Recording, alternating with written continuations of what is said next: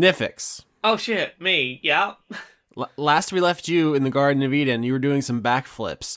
What I'm going to need from you now is a full description of your entire glitch process.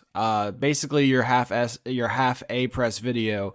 Walk us through all the steps. There's no rolls. This is pure role Yeah. playing. What does Nifyx try here? Okay, so I think Nifyx starts with the obvious things, which is backflipping into anything that initially are there corners, anything that's got a corner, anything where two bushes overlap, maybe there's overlapping textures, maybe that's something to try. Um, Anything where a texture just looks a bit odd. Does that tree look weirdly less solid than it should? Backflip against that tree a bunch. Second of all, you hold down the sprint button. You sprint real fast, but you never let go of sprint. You've got to hold down like three other buttons at the same time. So what would be the real world equivalent of that? You're sprinting at full speed whilst also like trying to pat your head and rub your stomach. You're trying to just like max out the inputs to see if like that will get you going there. Do you ever think about how glitchy real life is? Just like the fact that there's space between all atoms and between the nucleus and the electrons of atoms. Everything is kind of always glitching, like, because nothing's actually touching. Exactly. No, I never think about that because I'm not a nerd, Austin. Yeah. So I feel like the height of feeling like you've experienced a glitch is when you're walking up or down stairs in the dark and there's a stair that isn't there. Like that's you've glitched. Something went wrong there. But beyond that, Nifyx is probably trying to spam in stuff against edges. So like trying to use her recreating ability to go like, can I just like, if I wedge myself between these two rocks and then start duplicating stuff so I'm being pushed into the rock, will that work? Can I just like make it so that there is nowhere for me to go but no clipping? Yeah, interesting. So, Nifyx, you're running through the garden. You're trying to max out your inputs. You're trying to futz with like the space between objects. What kind of role do you think is most interesting here? My intuition is charisma because that's a very misunderstood D&D stat. People usually think it's just like how likable am I, but it's also used for intimidation, which is how unlikable you are. What it really is your ability to project your will into the universe. I feel like charisma is definitely a fair skill for that. Plus, it's one I've got a real good modifier in, so I'm not going to complain about it. I think Nifyx has done enough, spent enough of her life trying to speedrun stuff that she's probably got this. Let's give that roll. That's a 24 on charisma. Holy shit. So I was like, okay, if she fails, it's going to start going wrong and like she's going to glitch out the world and be in danger. But with a 24, I think you're actually getting exactly what you want. So I'm not going to have like my arm has glitched out of reality and I don't know how to get it back. So yeah, it's literally what I was thinking. Was something starts going catastrophically wrong and there are bad consequences. By the time the Furies get to the top floor, you're a Cronenberg monster. But with a 24, I mean, what happens is the garden starts quaking, like physically shaking, and you see fissures appearing in the ground, like all around you, because you are destabilizing this entire place. I think the strongest point of destabilization is where the rivers of the underworld flow into Purgatory, because I think like the circulatory system of the afterlife is pretty clear. People live in the inner planes, they die, their souls are carried through the rivers to Purgatory to be judged, and then from Purgatory get sent out to the outer planes, right? So the Phlegethon, the Leth, the Styx, the Cocytus, they all flow here into the garden, and there's a point where they all meet, and it's very unstable because this plane has been turned inside out to be used as the stock exchange for souls, and it's because of your machinations beginning to rumble and shake. I like to think that the thing that she's discovered has eventually got this going is she's found two trees that if you go and just interact with them back and forth, one then the other, then one then the other, they just slightly shift away from where they're meant to. The whole map's like, they're meant to be that far away from each other. They're not that far away from each other. What's going on? That's not what that's meant to be. Basically, Nifyx starts pulling the garden apart, and Purgatory itself. With a 24, here's what's going to happen. you are going to completely destabilize the plane of Purgatory, and eventually it's going to break free from the city of Sigil and be flung out of the multiverse. And if Sharon is inside with you, both of you will be free as you are flung to parts unknown in your own private plane. I mean, this could have gone much worse. I do like the thought that, like, hey, me and my new drug and drinking buddy could just hang out in the Garden of Eden forever. I mean, if you're going to get stranded somewhere forever, the Garden of Eden is one of the better places. Infinite food. The Garden of Eden is like, you know, its whole deal is it's a pretty great place to just hang out. Yeah, it was literally created to be where humans were supposed to live. We weren't supposed to get kicked out. That was not the plan. So it has everything you need to survive forever. And I think, Nifyx, you previously have said to anyone who's asked, what do you want to do, Nifyx? You're like, I just want to get back to streaming, man. What if you get flung out of the universe in the Garden of Eden, and then you just spend the rest of your life streaming back to the main multiverse? If there is enough of a connection that I can live stream from my own private universe, this is Nifyx's perfect ending. That's very cool. It's incredibly good for Nifyx. The main downside is there are other people in this building, and they have not agreed to go with you. But that looks like it's happening because as the rivers begin pulling apart from each other, the whole building shudders. And they've got time to evacuate. They don't know what's going on. They don't even know it's you up here, Nifyx. All they know is the Lady of Pain is attacking. And so they're going to fight her, and she's going to retreat and retreat and retreat until the inevitable confrontation in the Garden of Eden. Yeah, this is a case of, I don't think Nifyx wants to unnecessarily bring anyone with her, mainly because that's more people she's got to fight down the other end. Yeah, no, this is a great, like, ironic tragedy. Irony in the sense of something the audience knows, but the characters do not. That's a situational irony, is that kind. So it's like Nifyx is about to get everything she wants, and the party is about to fight the Lady of Pain, who has wronged all of them previously. Everyone seems to be doing something completely logical, but the confluence is not compatible. Because they do not want to go with you, and you do not want to take them. But as the garden splits apart, and you actually your Ori, your guitar, can control water. So I think the visual is like you start jamming. You're absolutely shredding like you've never shredded before. Like you're doing expert Fire in the Flames, Guitar Hero top score, and the five rivers like lift up out of the beds and begin like swirling around you. You're doing some extreme final boss aesthetics up here. Yeah, this is what it looks like when you've got a final boss arena and the players haven't made it there yet. It's just the boss hanging out in a really cool badass place like, I really hope people get here at some point. That sounds really cool though. I kind of want that for Nifyx. For me to break, I'm a shapeshifter at Post Masquerade, hiding both face and mind, all free for you to draw. I'm a shapeshifter, have no face to show. Please don't take off my mask, my disguise.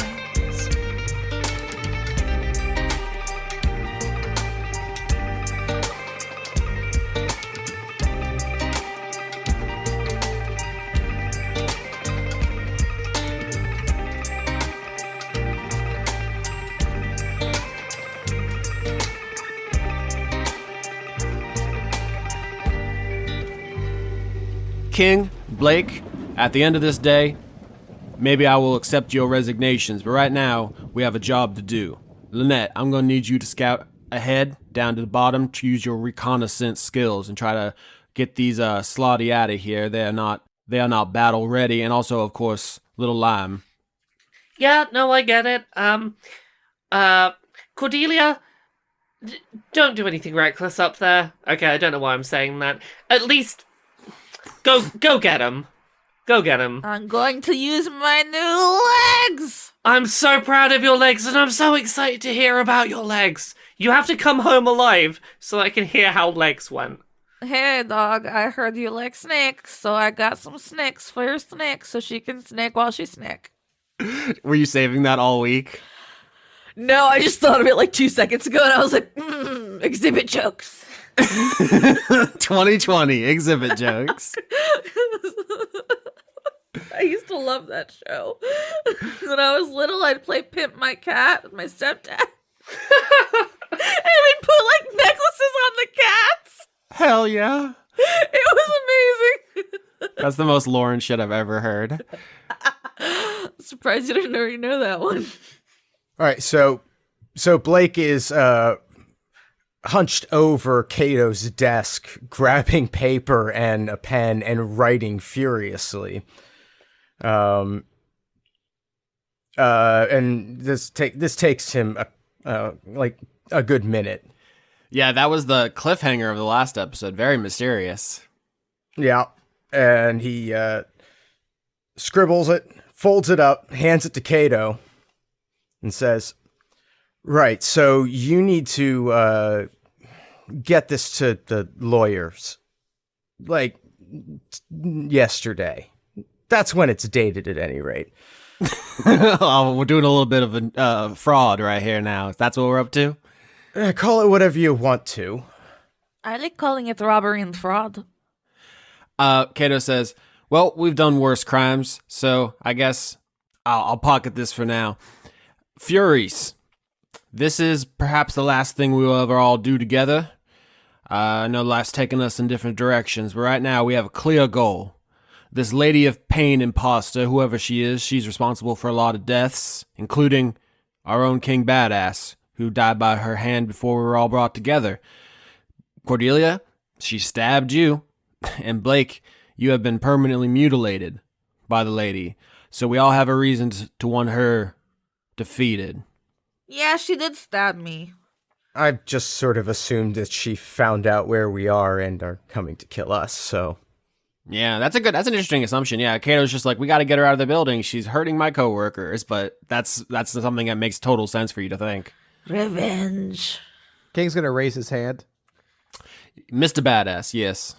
Why did you say we? What do you mean? You said last mission we're gonna be on, but I don't remember you being on the other missions. Oh, burn. Fucking rip. I guess if you do not want to give me credit for saving the world, that's perfectly fine. I think of myself as part of the team in a managerial sense. Is not the coach part of the baseball team? I mean, I don't really need like a manager to tell me, hey, go fuck up that person who stabbed you. I'm just saying managers get rings, is all I'm saying. Maybe you help? I mean, anyone can buy a ring if they want. That's they should true. be able to. You can make a ring. You could go to the ring store. The Ring Emporium. I'm going to go rendezvous with law enforcement and see if they need any help getting survivors out. You three. So you're not going to come with us on this mission either. I see.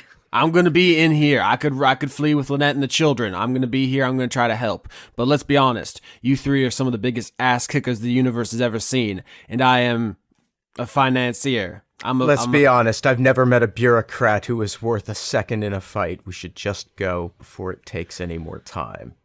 Mr. Oh, you can't bring a dead body here all of a sudden once to run away. This is such a heel turn. Well, it's fine. I get that you're actually right.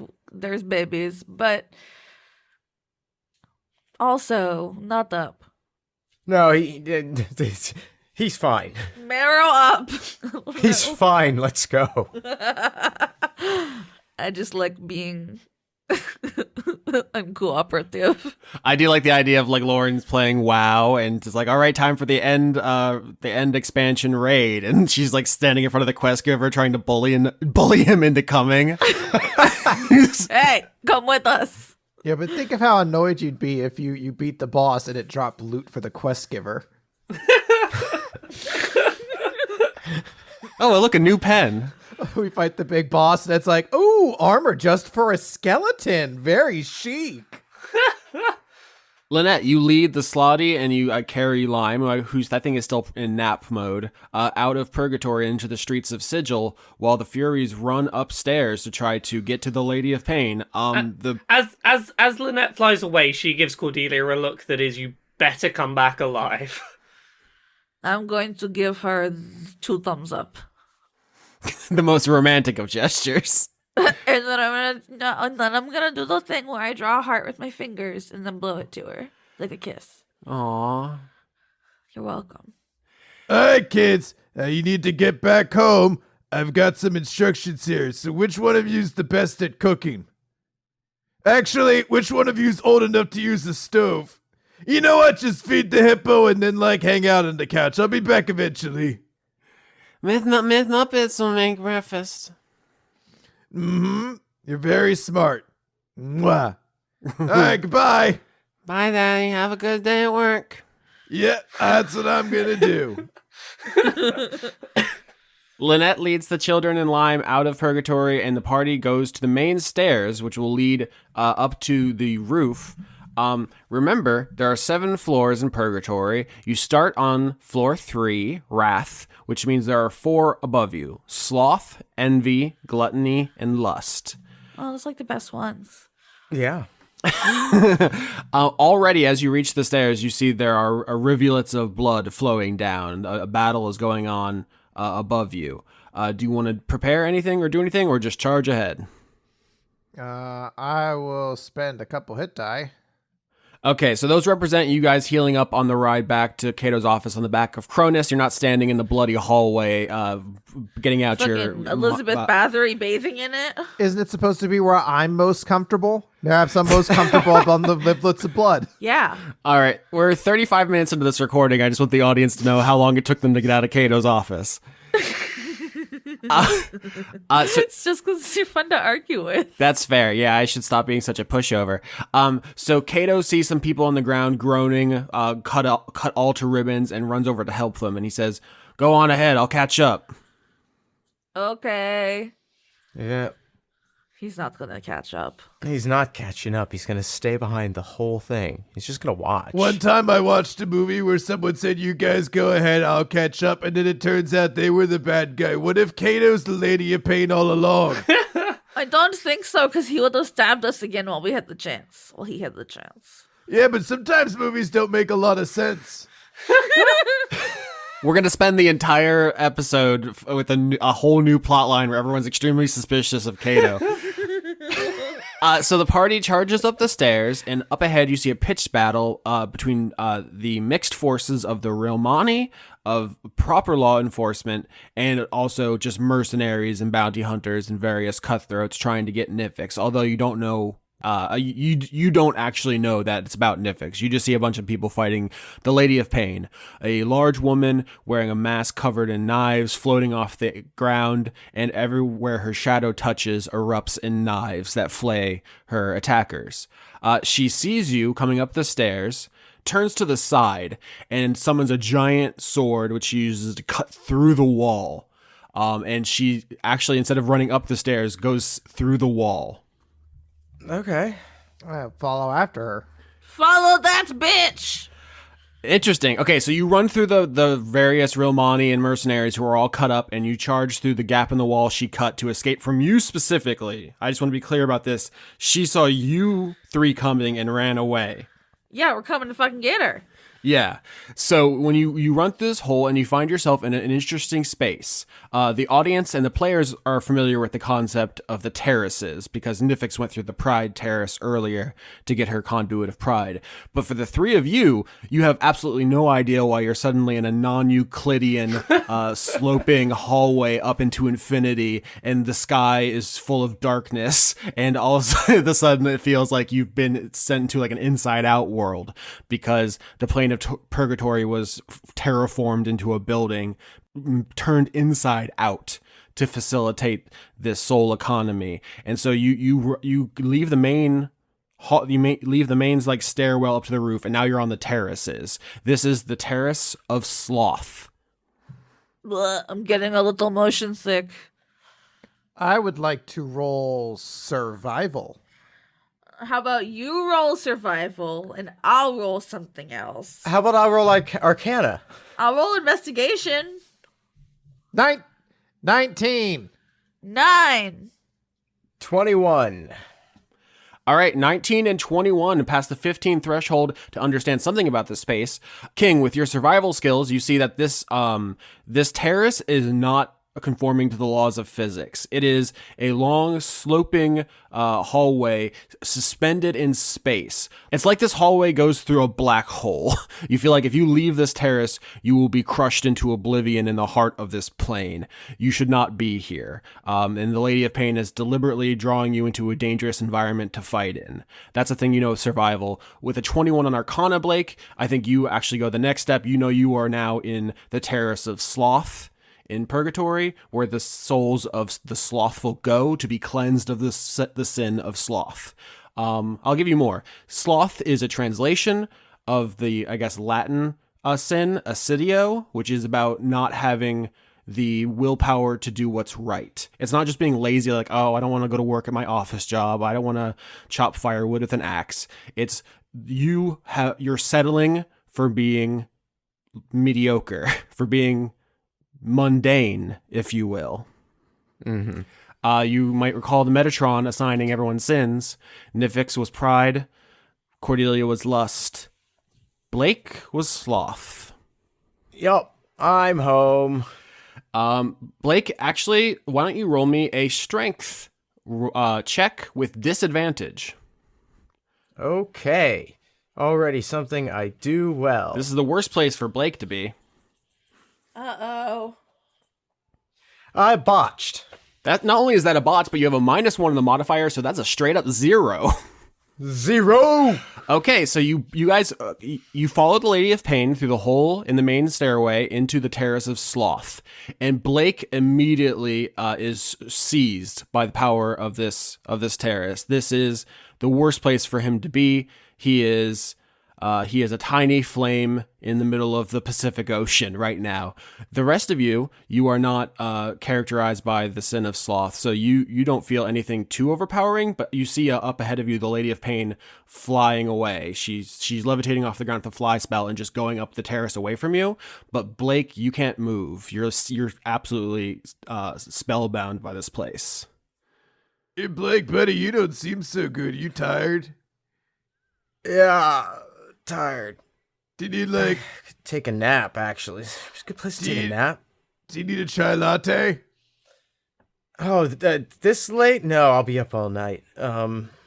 As you're bantering, the whole building shakes, and you see in the darkness surrounding the terrace, cracks begin to form in reality, which is not something you can easily grasp in your mind. But like this terrace is floating in infinite blackness, which used to be the core of this plane, because it has been flipped inside out. And all of a sudden, it starts cracking, like red cracks in space. All right. I'll heft Blake up on my shoulders.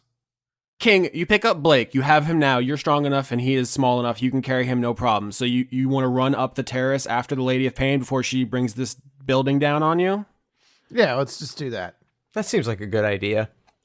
I mean, it is Nifyx who's doing this, but you don't know that. As from your perspective, the thing that's making everything go bananas is the Lady of Pain. So up ahead of you, she exits the sloth terrace. But as you reach the threshold between them, King, you try to carry Blake across, and he is knocked out of your arms, as if trying to cross an invisible barrier. You can pass through easy, but he is just pushed out of your hands, and he hits the ground with a thud. Oh, looks like they dropped you. And King is going to grab onto the front of Blake's shirt and zip it like, "Up, daisy," and try to pick him up. And if he goes right into the wall, it's going to happen a couple times because King's not going to grasp this. Yeah, he just like donk, donk. Lost you. Oop, butterfingers. Oop. Maybe if I try too. And I pull on the other arm. This is great. Yeah, you're gonna tear Blake apart by trying to pull him through the sloth terrace. But yes, this is like a cell wall, and there's like a slightly permeable membrane, which for chemical reasons, it seems like Blake cannot cross. Blake, you are crushed under the psychic weight of the sloth terrace. What do you do before your party members tear you limb from limb? What if we try throwing him up above it? Up above what? Up above what, King? Just like really, King, above just what? like really up high. What? It might go over I when can see stopping the other us. side of. I can see the where they are trying to pull me into, right? Absolutely, yeah. So this is a long hallway suspended in darkness. There's just a door. They can walk through it. For them, it's very mundane and simple. But for you, it's like the crushing weight of your sin is keeping you from passing through it. All right, well, I'm going to cast Misty Step and Misty Step my ass onto the other side of the barrier. Interesting. So let me think something here. Why don't you roll... just roll me an intelligence check. You're a smart guy. 15. So with an 15 intelligence, you know that if you try to teleport through this barrier, your body may make it to the other side, but your mind will not. Yikes. So you pull out the coin as that thought hits you, and the DM looks at you thoughtfully with hands on his chin and thinks, does Blake want to rip himself in half? All right, Cordelia, you get his arms and pull it. I'll push from the back. I don't think this is helping anymore. Well, maybe this time it'll work. It's not gonna work. I belong here. Wait, do you live here or something? No, remember the stupid zombie was like, ooh, you're sloth. Was he a zombie or a ghost? He's a ghost. Ooh. Blake, as you're saying that to your friends who are trying to pull you across the threshold repeatedly, and you're realizing what's going on, a figure appears to you. You don't know this, obviously. When Nifyx was climbing the Pride terrace, an image of Garl Glittergold, gnome god, appeared to her to try to help cleanse her of her sin, and she blood-bent him to take his power instead of being freed from it. What appears to you is the demon of sloth, Belphegor, who I'm uploading a picture now because he's literally one of my favorite mythological things in history. Let me see this guy. Look at this homie. Oh yeah.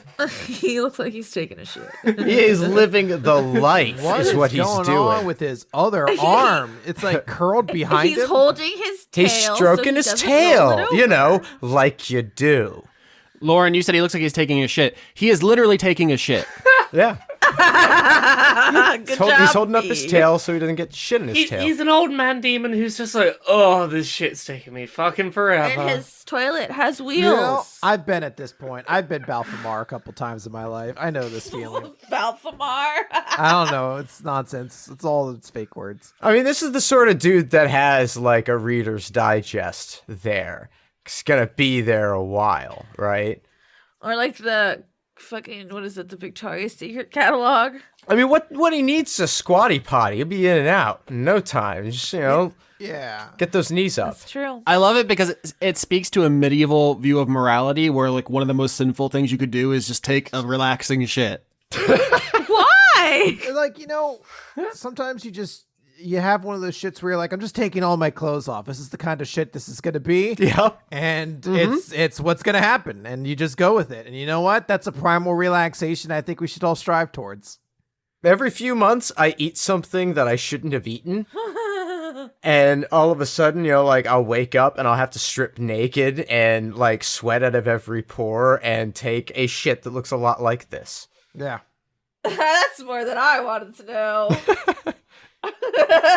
Symbolically, it really speaks to like Christianity's uncomfortableness with bodies and like the idea that bodies are inherently sinful and that you should dedicate yourself to holy pursuits instead of bodily ones. So it's like an indulgent image of bodily functions.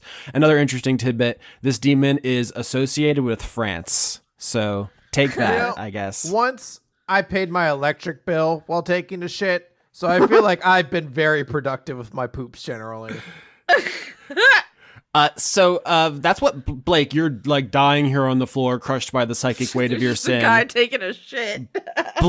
Blake and Cordelia are trying to drag you through the door, and you see a ghostly image of the demon Belphegor, who's literally on his throne, which is like a flying toilet. Not a joke, an actual demonological concept from hundreds of years ago by very respected scholars of religion. The more I think about this, the more I'm pretty sure that this is a creature in Persona that I have fought. The demon on the toilet.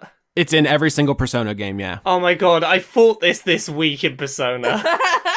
All right, Austin, I'm going to give you some background noises while you talk with him. No! Blake, what do you... No. No! Don't make me have to add a content warning to this. Blake, what do you do? So, what? You're the boss? Belphegor opens his mouth to speak, and then just is too bored, too lazy. Doesn't bother. I feel you. So, is this it then? This is what we're gonna do? You're gonna shit, and I'm gonna watch you do it? Why does he have gloves and socks?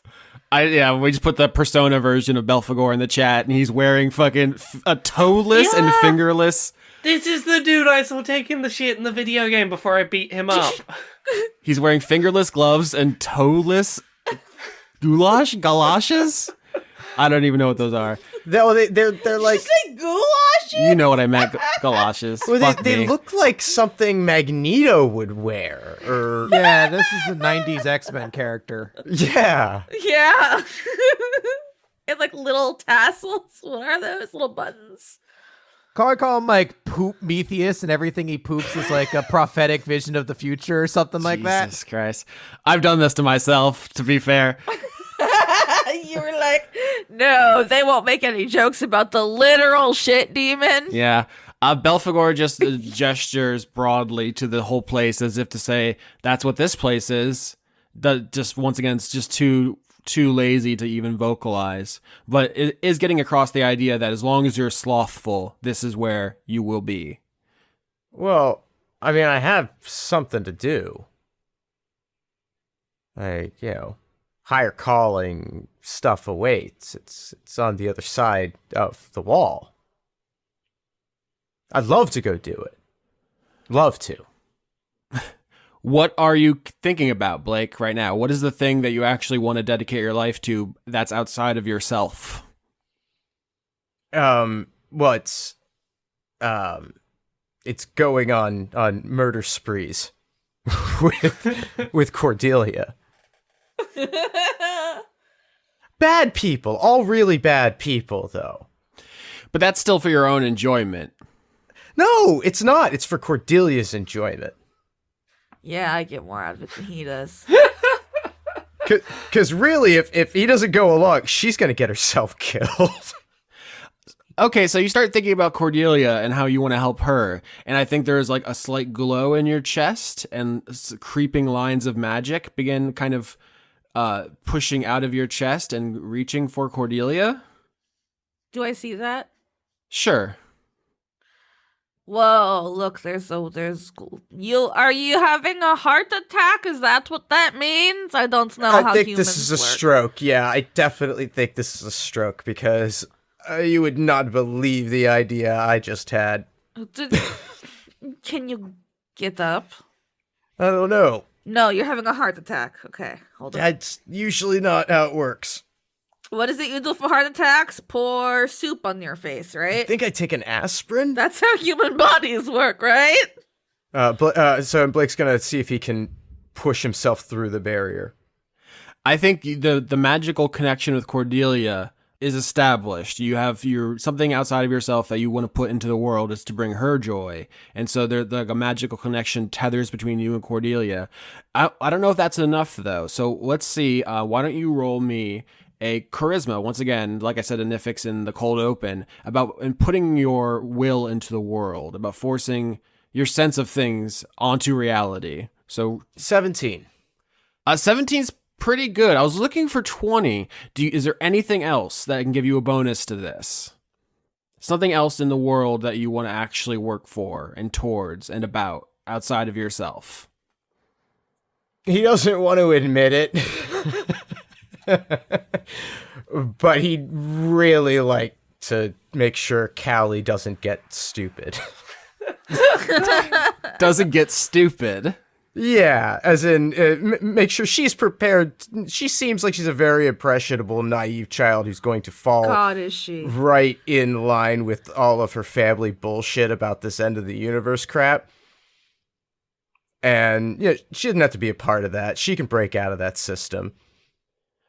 Okay, so as you very reluctantly acknowledge that part of yourself, a second tendril comes out of your chest and off into like through the ceiling almost off to wherever Callie is, and now there's two pulling you forward, and you can be dragged across the threshold and out of the sloth terrace.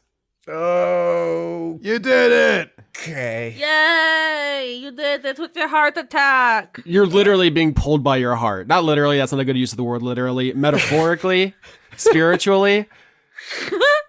You are literally being dragged, though. Yeah. Oh, this hurts. This is... that's gotta leave marks. I just bought this suit. All right, we'll rip some dirt in. We gotta get going. I want to heft Blake up over my shoulder, like upside down, and start running after Lady of Pain. All right, let's go. So Blake is dragged across the threshold by his own heart, and as he gets pulled into like King's arms and lifted up to be carried again, I think Belphegor like looks up at you, Blake, and's like, "Got any toilet paper?" You would think the demon of sloth would have a bidet. No, unfortunately, I can't. Oh, darn. My, yeah, no, my illusions aren't quite strong enough to give him temporary toilet paper. I mean, that would be pretty funny to give him illusory toilet paper. That would be incredibly funny to give him a loser. Okay, yeah, so... Honestly, that's the sickest burn I could think of. What a fucking mean thing to do. Yeah, so... Blake's gonna cast Minor Illusion. And cast up a little roll of toilet paper just set on the ground next to where he's dragged out. At least, yeah, there's no terrace for just being a general asshole. No. Thank God. So now you've reached the greed terrace. None of you are sufferers of the sin of greed, at least not enough to be bound by the magic of this place, so nothing happens to you right away. The main features of the greed terrace are the ghostly after images of the greedy souls that used to linger here, all face down on this long corridor sloping up into the darkness. You notice that the cracks in the sky have become much more concerning, numerous, and deep. Very, very scary, but your attention is focused on the top of the terrace, where the Lady of Pain has stopped and turned around to look down, presumably to see if you got past the barrier that was keeping Blake stuck on the sloth terrace. Hey, who are you? Because we know you're not the Lady of Pain, but I don't know who you are. But you're a coward. So the Lady of Pain summons a blade barrier in the middle of the terrace. A huge wall of spinning blades now blocks your path. Can I get into the blade barrier and hold the blades to let everyone else through? Oh my god. So 20 feet high, 5 feet thick. So of spinning razor sharp blades made of magic. If you want to try to get in there, there aren't any rules against it, I will say. I think it's an interesting role-playing moment. But you're going to take some pretty severe damage. Are you ready for that? Yeah, let's do it. All right. So that's going to be 60-10 for King. Oh, God. 32. It could have been worse, honestly. I love hearing everyone else like, oh my god, I'm like 60-10. I was like, even if it crits, it can't even take half my health. Really? I'm a fighter. We do that. So there's this huge wall of spinning blades. It seems like a very dangerous obstacle, and King just sets Blake down and bamfs into it and just sacrifices his own flesh to like get caught up in the spinning blades and make a path for Blake and Cordelia. Oh, Blake's not wasting any time on that. Yeah, I'm running through, flying through. Is the Lady of Pain within 90 feet? Can I see her? Yeah. Okay. Yeah. So she wasn't expecting that. So yeah. What do you do as you get? I would like to cast Hold Monster. All right. So I have to make a wisdom. Yes. 15. Fuck yeah. You fail. Alright, so you're paralyzed, dog. Nope, she is not. The Lady of Pain is going to use one of her legendary resistances to choose to succeed, but you burned one of the 3. Yes, that's still progress. Okay, so I wasn't expecting this to happen, but you've caught up to her already. Let's have this fight. Yay! Okay. Damn, we did good. Good job, team. Yay! We were slow, but we did it. 17. Yeah, you go, Blake. Yeah.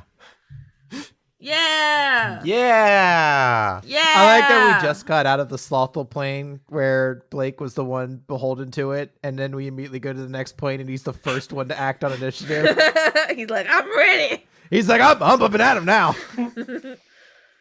Near the door to the Gluttony Terrace is the Lady of Pain, floating silently. Blake, you get the drop on her. All right. I'm gonna drop a moonbeam. All right, so that's hits on her turn. Mm-hmm. All right, so you set up a moonbeam, and it's King's turn. All right. I'm gonna run up, and I'm going to unload a bunch of attacks on her. So, a 11, 22, a 26, a 23, a 23, and a 20. Everything but the first one hits. Hot diggity dog, yo. Yeah. Plus 10. So 56 damage. Wow. Okay, so as you hit her 56 damage with your sword, you're going to take... she uses as a reaction, her shadow fills with knives, and you're going to take damage from that. Only 10 damage, but you get into melee range with her, which means you step in her shadow and you are struck by knives that begin popping in all around you. So at the end of your turn, King, as a legendary action, she's going to make a cloud of daggers on Blake because she does not know that your concentration can't be broken. So she's trying to disrupt your moonbeam. Mm-hmm. Dumb bitch. Oh my god. That's so mean. I didn't actually mean it. So it's now the Lady of Pain's turn, and because King is a very dangerous foe, the Lady of Pain... well, first she makes a Constitution saving throw, and if she's shape changer, she does so with disadvantage. 15. No. All right. Afraid not. 9 damage and assumes original form, cannot assume a different form until leaving the light. Yeah, so the moonbeam comes down out of the air, hits her. Behind her mask, she shape changes back into Sharon, although the mask is still blocking her face so you can't see it. But normally when she puts on the mask, she does like a polymorph to make herself just like a featureless humanoid, just like completely blank expression, so you can't just like rip her mask off and see who it is. Now she's Sharon, but she's still wearing the mask, so you can't see her. But if you knock her mask off now, you will know. Now it is her turn, and she's going to look at King, dead in the eyes. The last time that these two fought, she snuck up on King and just dropped a blade barrier on him, flaying him alive before he could do anything. But now forced to fight you one-on-one, she casts Maze. Coward. No saving throw. King is just immediately thrown into a maze. Now, Austin. Yes, now Chris. We've met eye to eye. May I roll an insight roll on it? Sure. 13, so not very good. I'm like, Grandma! That would have been so good though if like she looked at you in the eye and you're like, oh god, it's shit, and then you got teleported away. That's what I was hoping for, but instead I shout Grandma before going away. Incredible. So King is sent to the maze, and he will have to make an intelligence check every turn to come back, which we all know is King's. Oh, I'm gone, boys. It's been fun. King's best. If we kill her, he comes back, right? Yeah. Okay. That's fine. That's what happened to you. Yeah, that's true. In fact, Cordelia, it's your turn. So, I have many strong spells, but what I would like to do at this current moment is I'm gonna hit her with 3 Eldritch Blasts to try and, 1, bitch slap her with it, and 2, remove the mask. Because she did stab me a lot and put me in a maze. 15, 30, 17. Only the 30 hits, but that is a crit. So double the damage on it. I rolled a 22. All right, 22 damage as you send an Eldritch Blast right into her face. And it hits the mask dramatically. And there's like a moment where like, is it going to fall off? And no, not quite. You're close though. Okay, so legendary action at the end of your turn. At the end of your turn, Cordelia, the Lady of Pain raises her hand, and a torrent of knives shoot out of the ground at your under you because you're flying in the air. So, dexterity saving throw to dodge them. Okay, hold on. I believe I get advantage. Does anyone else just write things on their character sheet and assume Austin won't check? No, it's because I'm a UNT. I rolled a 20. Okay, so you succeed. You take half, which is 6. So you get nicked by a couple knives, but you're not torn to bits like she was hoping. It is now Blake's turn. Blake, you're in the you started your turn in the cloud of daggers. 8 to you. Okay. And you do not. Your concentration is not broken because of your cufflinks that Right. Cordelia made for you. That's correct. Okay. What do you do? I guess it's fireball time. Uh-oh. So Yeah! 8, not good enough. No, that's very unfortunate for her. 35 damage. Okay, yeah, interesting. I was thinking we'd get back to King so we could roll. King, before I describe what happens with this fireball, I actually want to get a scene of you in the maze. Describe to me what you're doing in the maze. Look at the walls. I imagine King puts his finger in his mouth, puts it up to the air to detect which direction the wind is coming from, and then just starts trying to punch his way through walls so that he can take the most direct way out, which is a straight line through all of the walls. Okay, roll intelligence to see if King would have gotten out of the maze. I got a 2. Technically, I didn't add my modifier, so that should be a -1. So actually, it's mathematically impossible to get out, right? Because you need a 20. Well, I'm half Minotaur, so I think I automatically get out. Why would you just say... You make everything so much more difficult. King, you start punching the wall over and over and over. That's what you see from your perspective. Everyone else, you see the Lady of Pain go up in flames. She is no longer polymorphed under it. So as her cloak burns off, you begin seeing, peeking out from underneath the cloak's skeleton arms. Oh my god, maybe it was Kato. Kato, why did you send us to kill you? The Lady of Pain raises her arm up, and like Thor's hammer being recalled, a scythe flies into her hand through a portal. This scythe takes you a minute to recognize it because it doesn't look like it did the last time you saw it when it was a pickaxe, but she only really sharpened the blade. It is still made out of angel bone, very distinctive, and you recognize it, Cordelia, as your former item. Oh, it's Sharon. Hey guys. Sharon's being a real bitch right now. Sharon shrugs off her burning cloak and removes her mask with one hand. And so now she is standing at the top of the terrace with an angel bone scythe in one hand and the Lady of Pain mask in the other. And as soon as she takes it off, King, you fall out of the sky and land on the terrace. Oh, there you are. Did you lick the walls? I thought I was going to eventually. Oh, hey, what's Sharon doing here? She's the Lady of Pain. She killed you. She stabbed me. She scalped not Conrad. She scalped Blake. Why? That's a really good question. I'd love an answer to that question. Hey, Sharon, why did you kill King and stab me and scalp Blake? I feel like the nice thing to do would be to apologize, but to be honest with y'all, I don't feel bad at all. Y'all unrepentant murderers. I did the right thing. King was a mercenary, taking jobs for the lowest of the low, preying on the weak and innocent. I did the world a favor by guiding him to Cato. The world has been saved 3 times because of that decision. Cordelia, I regretted stabbing you in the moment, but to be honest, my only regret now is I didn't kill you. Your actions directly led to the breakout of the Second Faction War. Tens of thousands will be dead because of your actions. So, and I don't know who you are, man. I just want to say this sounds like some mighty strong cognitive dissonance happening.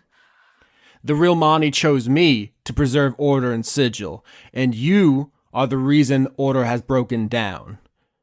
Oh, so because your group told you that they're in charge, that means you guys get to make all the decisions and it's like 100% a guarantee that Cordelia would be dead if King hadn't been made a part of the Furies. So, in a sense, didn't you make all of this happen? Wait, who's the rigatoni? nobody cares. I think she made them up. Who's the rigatoni?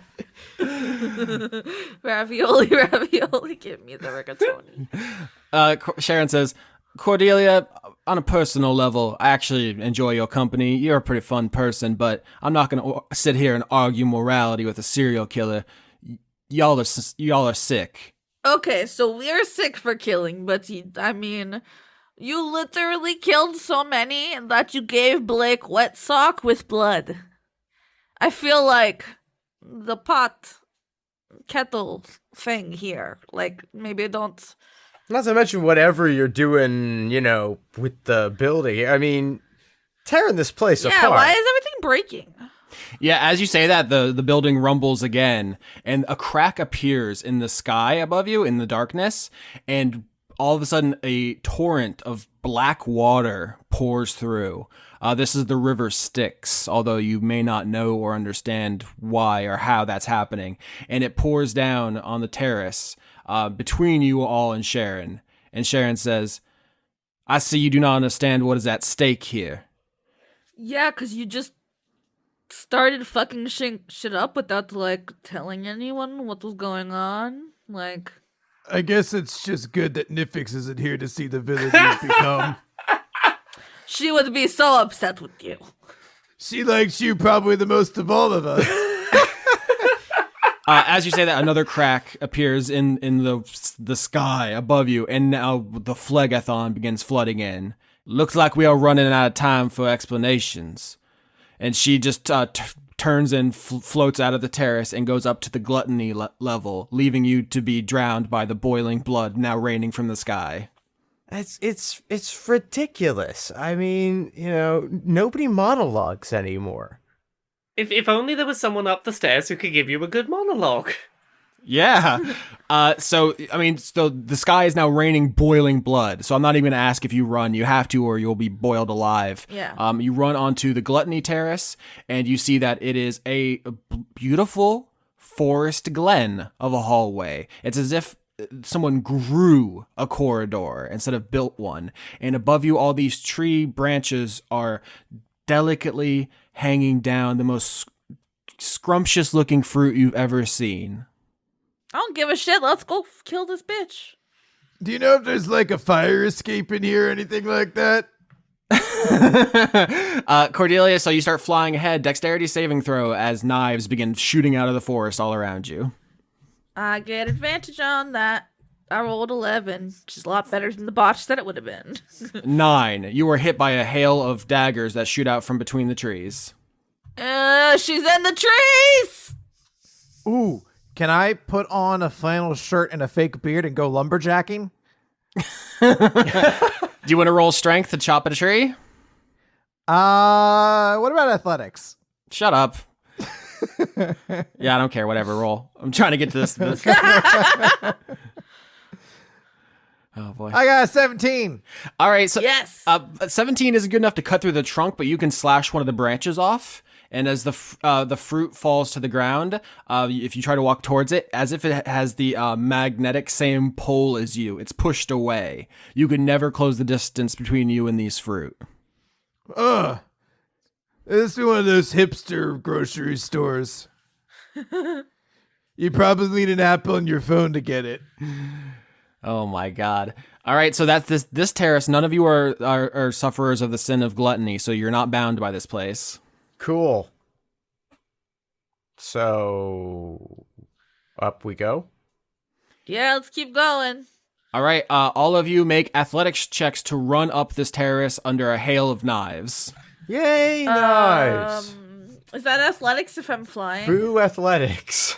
No, that's acrobatics if you're flying. May I roll with disadvantage to enable Blake to roll with advantage? 16. Sure, only because I don't want to argue with you. You're awesome. Well, I crit failed on mine, so good luck. Good luck, Blake. I got a 17. Blake succeeds, Cordelia succeeds, King fails. So King, you just throw yourself in front of a hail of knives. You take 18 damage. Okie dokie.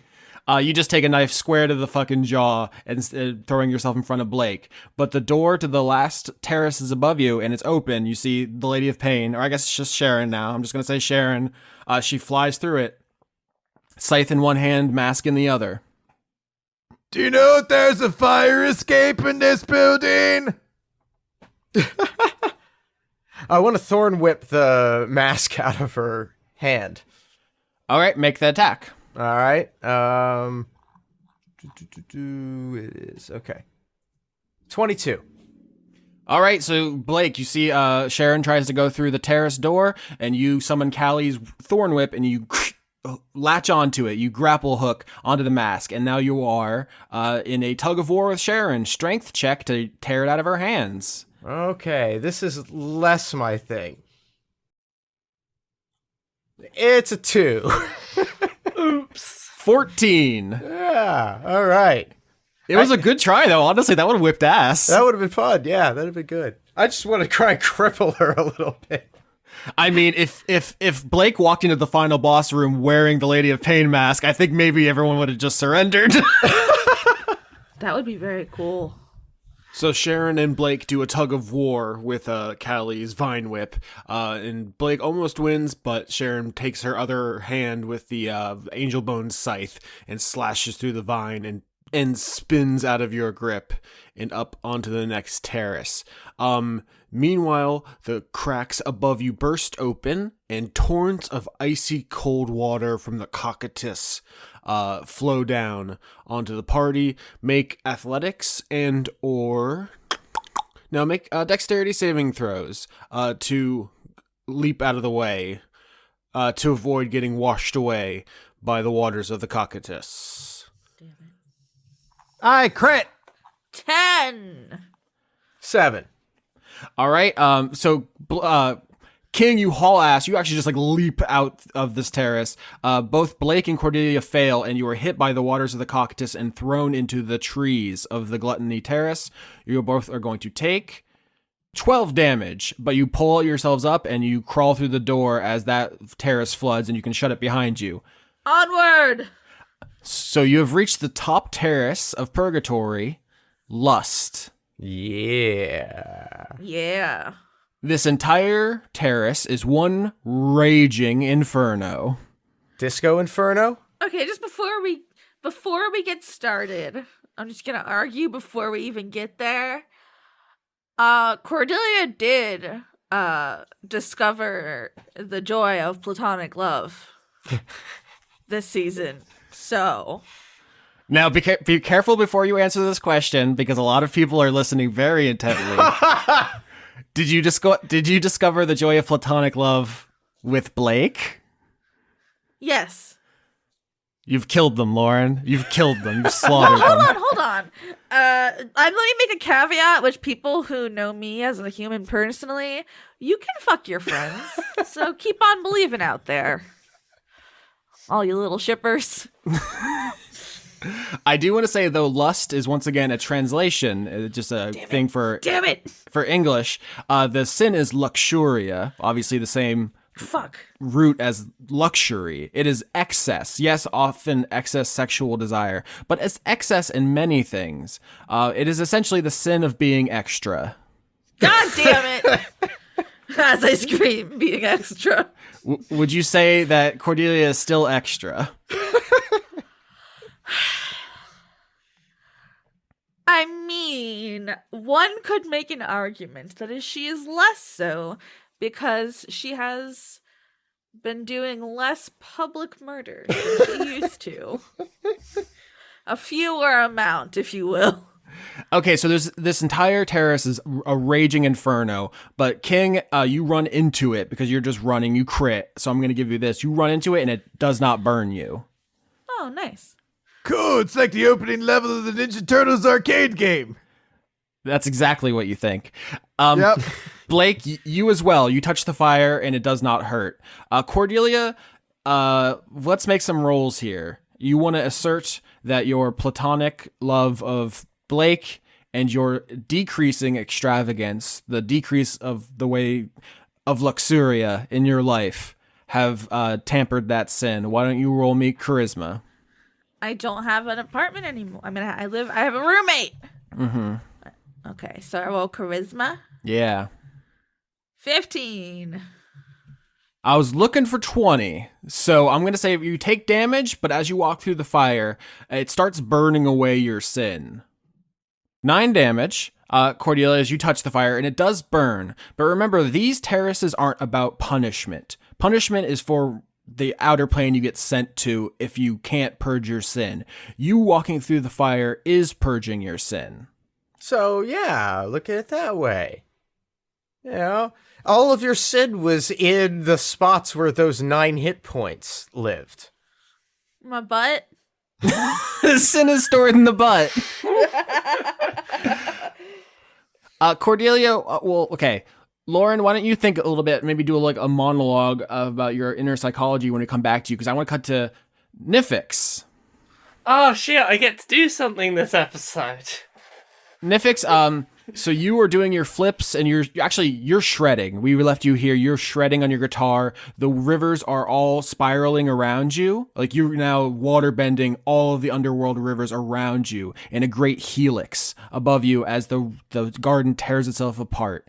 And all of a sudden Sharon runs up from the terrace to the roof, mask in one hand, scythe in the other, like covered in soot where Blake set her on fire. And she starts running towards you.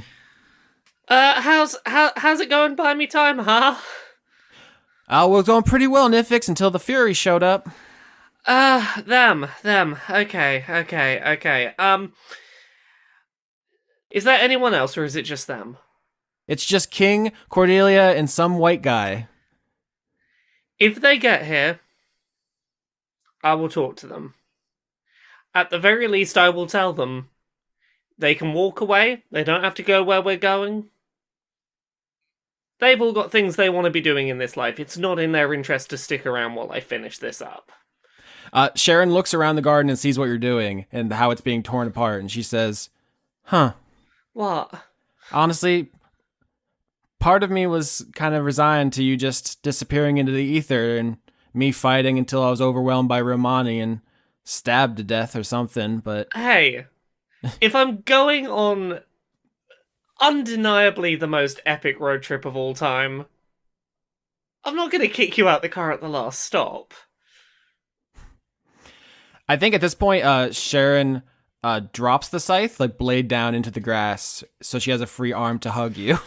Hey, we're going to make our best bet at getting out of here together. It'd be nice to have some company.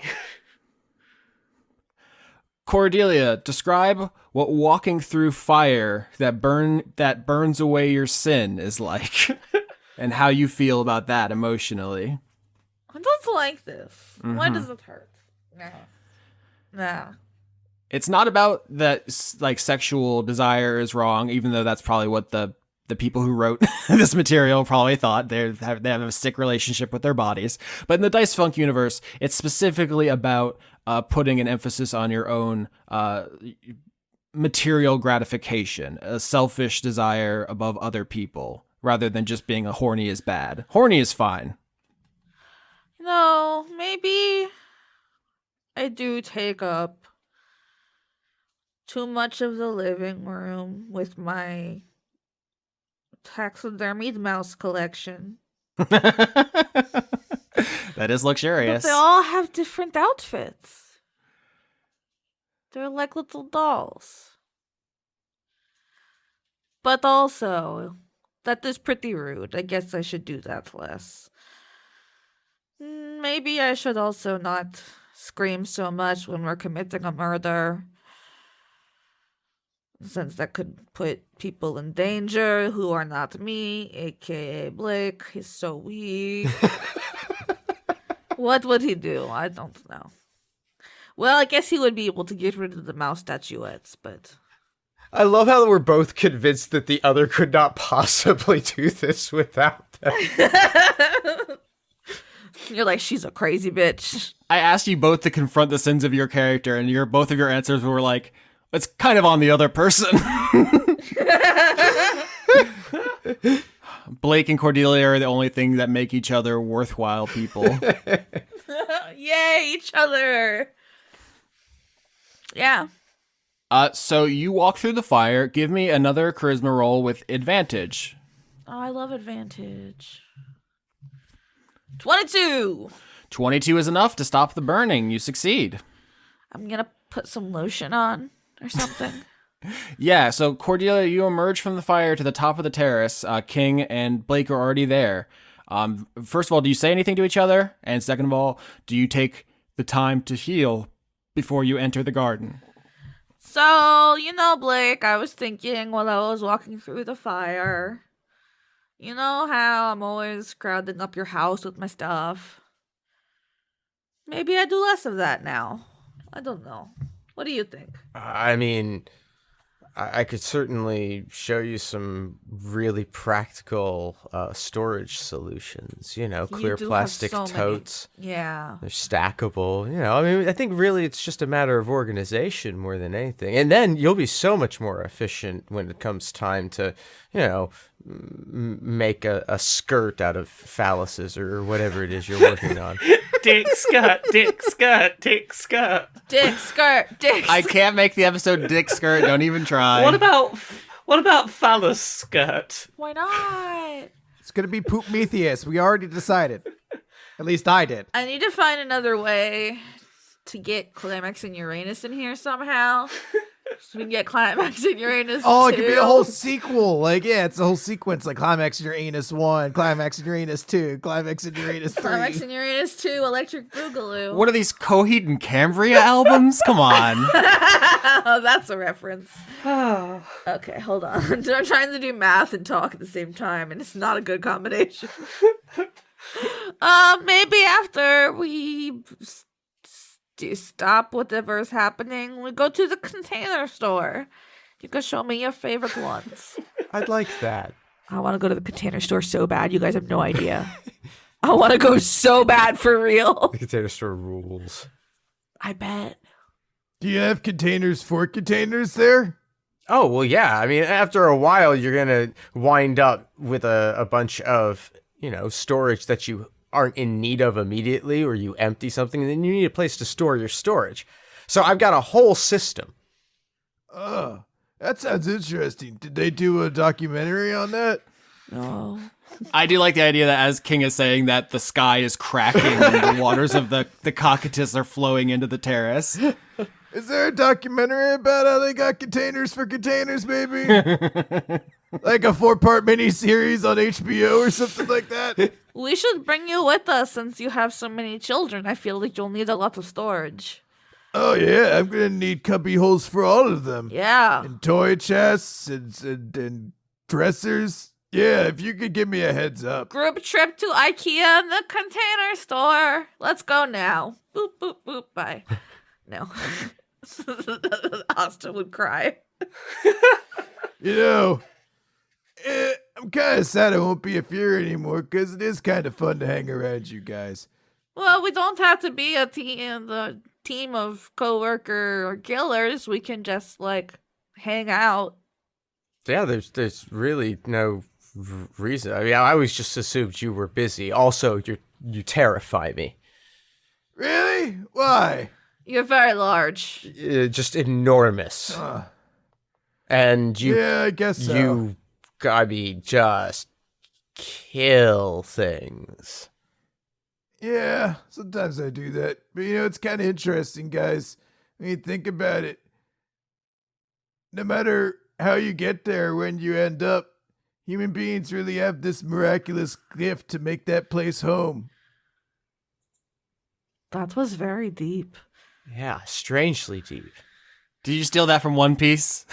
No, I stole it from the last episode of The Office, but no one called me out on it. Don't leave that in there. Let everyone think I'm deep. Whenever you say something like deeply profound, I assume you've stolen it from One Piece. I mean, 90% of the time it is. Oh boy. Well, maybe we hang out and I can teach the children how to sew. Yeah, Blake, what are you going to teach the children? Illusions.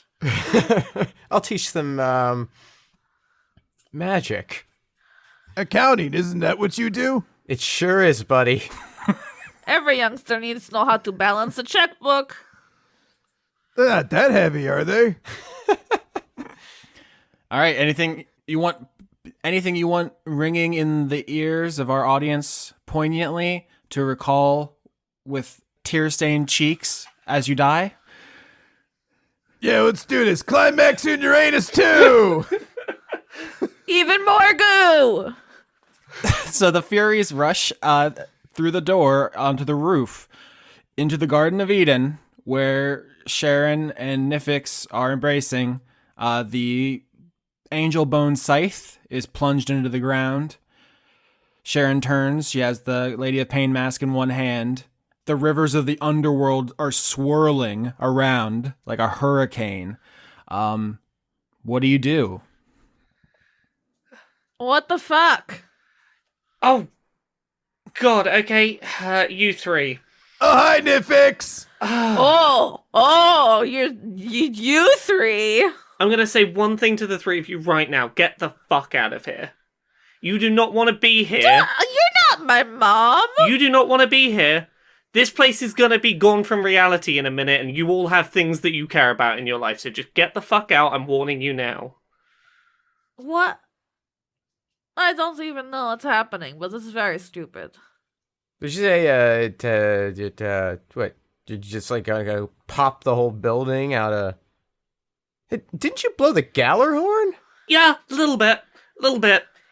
It's... Why? It's all been a lot since I last saw all of you. Hey, fun fact. Last time I saw all of you, and then I left, I got chased down for that soul. Remember way back when I signed a bit of paperwork so we could go through a place, and it's like, it's fine, we'll have time to get that soul later, we'll have time. No, I was given like a countdown clock to my death. It was not fun. I can't tell you how I got out of it, but I got out of it, and it's bad. And I had to do things I didn't want to do, but I did it, and I didn't die. And I kind of just ended up on this path here now. And I'm here. This is very awkward. Look, just look. You all have things you care about. I just want to be gone. I just want to stop dealing with all of this. I want to get out. King, you've got a kid. I cannot separate you from that kid. You've all got shit that you want to do on this life. Get out of here before I tear this place out of reality. Because I don't want to force you to come with me because you don't want to come. Why are you taking it out of reality? Because my only other alternative is to spend the rest of my life running. I'm going to spend forever running, and I don't want to do that. Because there's no stopping now. I stop and I die. That's life. And I just want a space where no one's chasing me. I can go just chill and play video games. That's all I wanted to be doing. Just want to play some fucking video games. Okay, so you're just going to what? Like create your own little pocket universe that's entirely yours. You know, like some sort of like a god. Oh. I don't care what label you put on it. Sure, I'm a god, sure, I'm whatnot. I don't care. I want to be a normal person, not being chased down by people. But you're not a normal person. You're a god. You're reshaping reality. Okay, fine. What if I am reshaping reality? Reality fucking sucks. I live in a reality where I got killed for reasons I'm not allowed to tell you about. And now I'm back alive, and I got brought back into a team of people who murder for fun, murder for profit, murder for whatever fucking reason. All of you were killing for yourselves. You were killing for nothing. Yeah. And you know what? Yeah, I'm trying to make a world where I don't happen again. Okay? I'm trying to make a world where I don't end up happening. I mean, it's one thing, right? You go to your own universe, nobody gets hurt. You're doing your thing. But I don't think that's what's happening, because I don't know if you've seen Blake's socks. But they are saturated with blood. And it's not that I'm upset about people dying or whatever. I don't like this crumbling thing. This but seems it is bad. kind of out of character for you. I mean, Yeah, it seems hypocritical for you to call us murderers when you're doing so much murdering. Hey, I learned. We're all murderers. I here. learned from the fucking best, you lot. Well, but see, we would own up to it, you know. Oh, yeah, no, I own up to the fact I've killed people. I'm pretty sure my kill count is a hell of a lot less than yours right now. Who knows where that'll go, but right now I think it's less. One other thing to add in here to escalate it maybe even further, especially for Blake and Cordelia, Nifyx blowing the Gallarhorn started a war between the Ratatosk's and the Nidhogg's. So Nifyx is directly responsible for the fact that Morrow and Callie might be dying off screen right now. And I think, if anything, you might want to bring her to justice for them, because otherwise there's a pretty high chance, and I think you probably should shout this at each other, that they could be dead right now. And if not, bringing Nifyx to justice might be the only way to stop that war. So that's just something to bring up. Yeah. I mean, no, but also, here's the thing. I don't really care about murder people I don't care about, but you know what I don't like is when people I like get killed. Oh, okay, you get to be the arbiter of who dies. Cool. I Well, see. I mean, It's cool when it's, you get to... the right people die. Sharon's over here talking about how blah blah blah, you started the war, it's all your fault, but you started the war. Now the Nidhogg and the Ratatasks are fighting, and Morrow might die, and Callie might die. She's a child. She is, and I don't want her to die, but look at the situation. This war has been brewing for so long. Have you thought about all of the factions that we spent this whole time dealing with, who were always at a fucking powder kegs ready to kill each other? That's different than starting a separate war. There was already a war, you started second war. Our Lady of Pain here is the only reason this war didn't boil over earlier than it did. And the Nidhoggs, they have literally been waiting eternity for this horn to blow. Like, it is the thing that they wait for. It is the thing that is their purpose in life. I did the thing that they said, we are waiting around for this to happen. We are waiting for someone to do this to give us an excuse to eat this tree to death. I literally pointed them at the destiny that they told me they had in front of them. What's the physical manifest? What are you doing? Why is I don't know, everything crumbling and rivers going where they don't go? This garden I'm in, I'm just gonna catapult it out of existence. That's the long and short of it. If you leave, I don't want anyone to get hurt. Take people with you, evacuate this place, go back to your lives. This garden will be gone. You can go on living your lives. I'll be out of your hair. Look, you can stop running if you want to. That is an option. You can come with us. Look, we'll make sure that everything gets treated fairly, but you're gonna have to face something. Otherwise, I'm curious. I'm curious, Blake, I'm curious. Are you gonna turn around and start facing consequences for all the killings you did? Are you gonna put your hands up and go, yeah, I killed all those people, lock me in jail for, however many lifetimes? You gonna go do that? well, I didn't live stream my crimes, Nifyx. Yeah, okay. My crimes are known, but I don't see you going, no, it's the moral thing to do. No. Yeah, because my crimes aren't known, Nifyx. He's got the point. I love your moral high ground is no one knows I did a crime, therefore I have no reason to go and take, responsibility for my crimes. Blake, did you ever say this was a moral standpoint? No, I just said you got caught. No, you just sound high and mighty as all hell, as you always fucking do. Well, no, it's just being realistic. Okay, let's be realistic. Where were you three when I had hours to live because I owed a soul? Did you call me and ask for help? Did you call Blake and ask for help? I didn't get a call. Did you give me any reason to think that suddenly that soul was going to be important to you now? I mean, when you were hungover on bone juice, I held your hair. It wouldn't be because we cared about the soul. It would be because you were a teammate and we'd be helping you, but you didn't even ask. I mean, admittedly, I was pretty frustrated that you'd, passed up that opportunity to kill that Norn and get that soul, and and you had some shots, but I'd have been there. Hey, I passed up the opportunity to try and kill a thing that could literally see our every move coming. Of every soul we came up against, I think that's the most defensible to not go for. What about that first one that we came up against, the big spider queen, where someone in our group just decided, no, we're not gonna have that soul,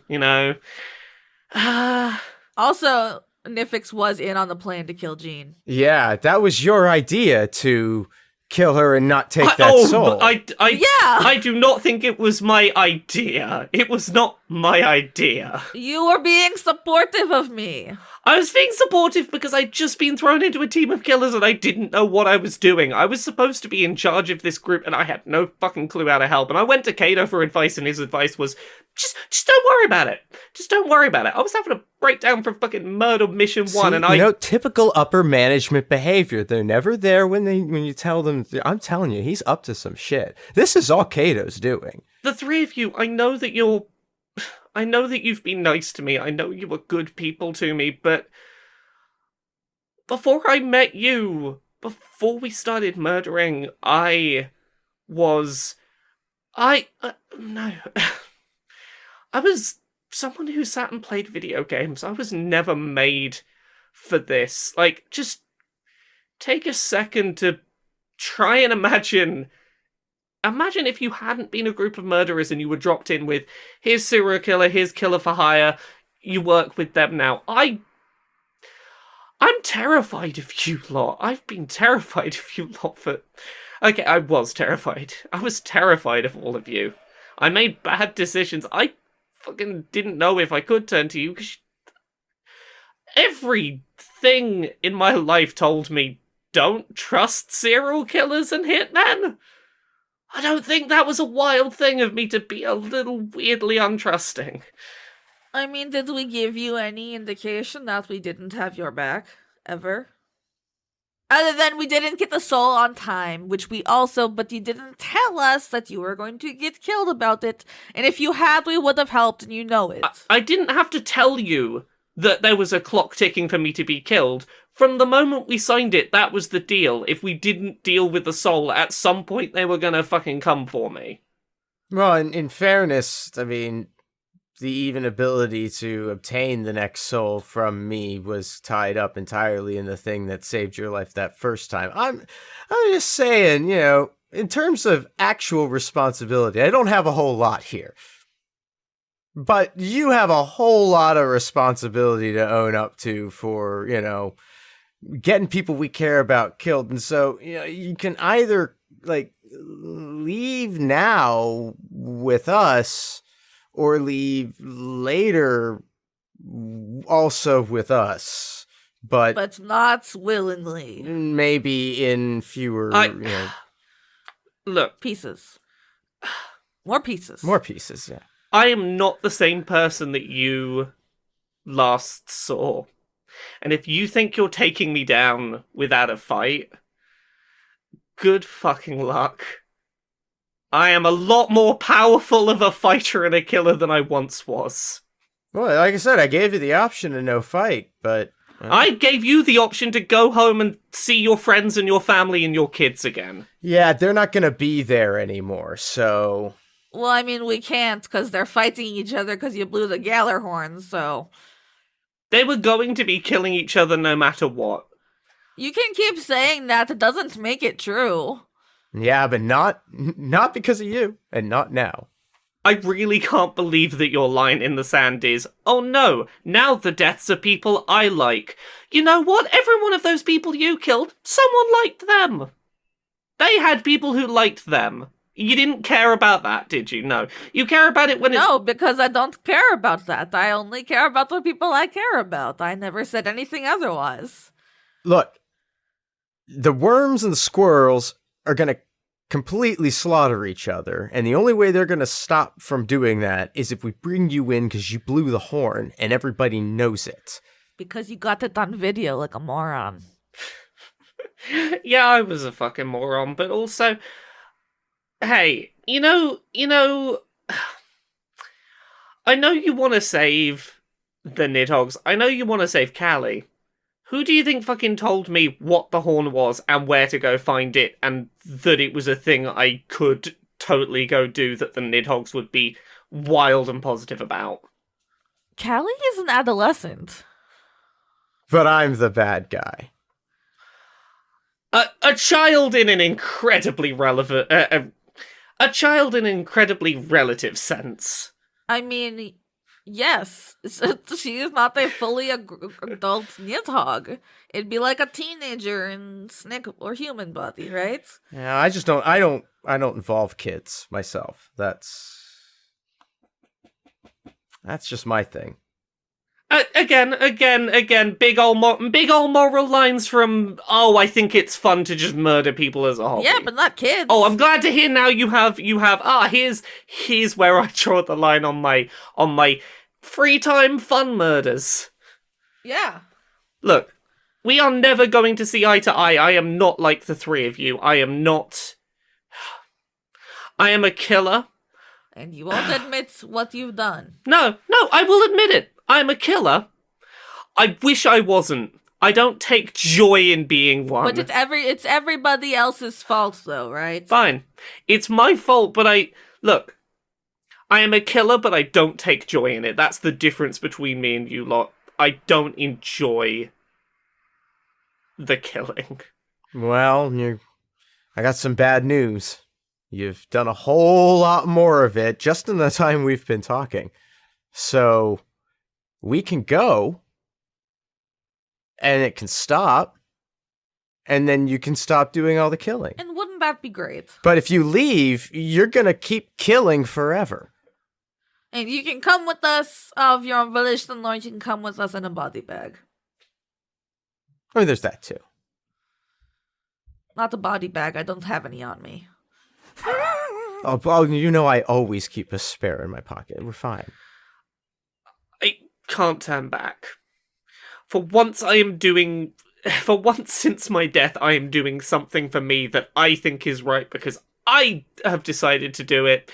And I don't care. I don't care that all of you are like, oh, well, here's my moral line. Here's my... No, I made a choice about what I think is right, and I am doing it, and you are not stopping me. And I'm only sorry that the three of you have to be casualties now.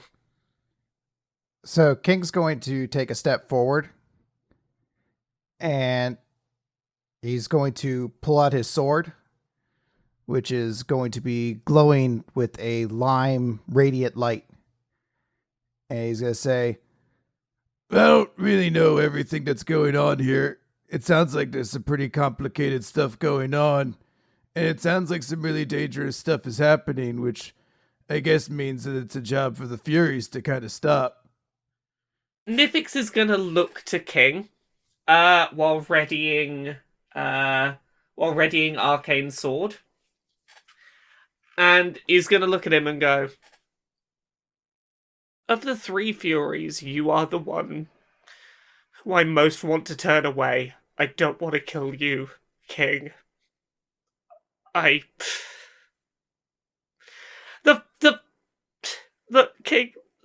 The first kill I did was because I was devastated you died. I don't want to go through that again. Please just go home to your daughter. Please. Oh, I don't want to kill you, Nifyx. I want to thank you.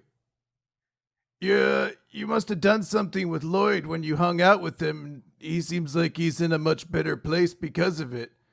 And he seems like he's a lot happier. So I'm pretty excited about that. And all of this seems really complicated and confusing, but I mean, I trust that I think you're trying to do the best thing you can. And to be honest, at this point, I'm kind of just tired of being a weapon in a war that I don't really understand about. So, for all intents and purposes, Nifyx, I don't really want to be here. So, good luck. And King's going to throw his sword down on the ground at Nifyx's feet. Nifyx is gonna turn to King and just say,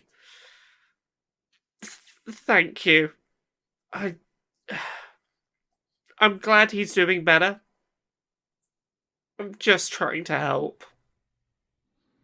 Take care of yourself. And King's heading out. Yeah, this was always an option. This doesn't have to be a final boss fight. Everyone can just go home. The stakes are, if no one takes Nifyx alive, the Ratatasks and the Nidhogg's continue to kill each other for the foreseeable future. That's what the Furies have to gain by taking her down. I will say at this point, I think Nifyx's resolve is probably strengthened by the knowledge that of the three there, sorry, how do I put this? I think Nifyx's resolve at this point is probably strengthened by the knowledge that one of them has taken her offer to walk away. Of all of them, makes sense too, because King never had a particularly close relationship with Calliope or Morrow. In fact, him and Morrow were rivals. So if anybody would fight Nifyx for their lives, it would be Blake and Cordelia. Of the trio, I think Blake and Cordelia are the ones that Nifyx has the most sort of resentment of feeling like she was seen as inadequate by. And at this point, I think Nifyx is probably just looking, going, "Look, the one who's got a kid has left. The others have had their option. She's ready to fight." It doesn't have to be this way. You know, I'm real good at faking a death. You know, she goes, she shows up, she does the little show trial, and we fake a death, it's done. I don't think she's gonna back down at this point, do you? Hey, if we help you go on the run, will you stop? Look, at this point, I want to go back to the life I had. I want to play video games and have an audience. And I don't want to fake my death. I don't want to pretend I didn't exist. I want somewhere where I can go back to the life I had before I was murdered and thrown into team murder. Okay, so no.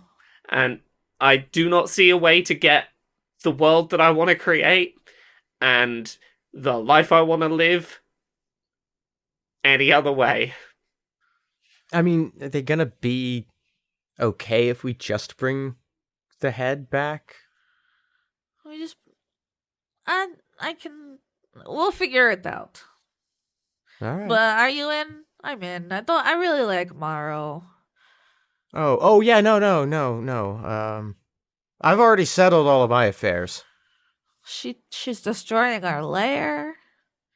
I forgot about the lair. God, the stakes are so high. our fake children, Callie and Morrow, and our lair. Those are like our favorite things besides Lynette and Gustav. It's like she's really like personally attacking us when you think about it. I know, and I held her hair while she vomited. I almost vomited smelling her vomit, and I said nothing. No, no appreciation. Yeah, the youth. All right, so Blake puts out his elbow and says, "Shall we?" Oh, I'm gonna link that elbow. My Blake, and I'm gonna tip my fake hat. My Blake.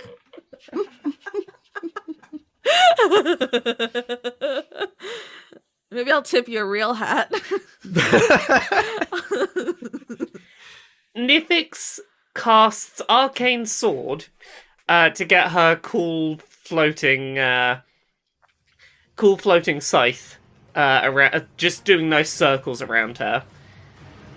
Summons in a T-Rex and no clips. Roll initiative.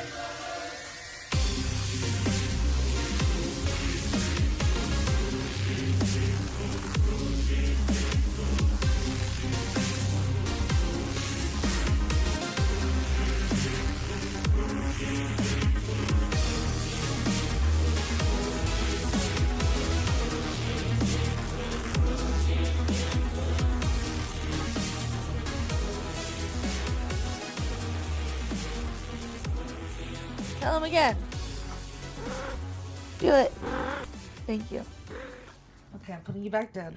Okay, so none of this is probably usable for the credits, so we should talk about the executive producers for March 2020. Please leave the cat noises in. If they show up on your recording.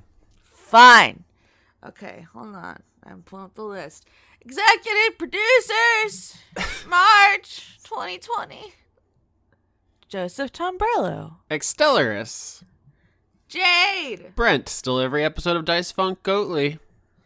Devin, conduit of evolution. John Madera, conduit of caramel lattes. Rob Dakin. Fighter of Rob Nightkin. Paul Mullen. Inspired by all these PhD patrons, I'm getting a degree in what the heck. You already have a degree in what the heck. Yeah. Rip Chip, human fighter, and pal of Harking Caleb, eaten by an ankeg. Christ man, smiting all the fake Christians. Uh-oh. What's an ankeg? It's a big D&D insect. We had this exact conversation last month. My brain is broken. Christ, man. No, you said that one. I got distracted by the ankeg. You literally did have a traumatic brain injury this week. Oh, I did. That's right. That's going to be an excuse for like 2.5 years now.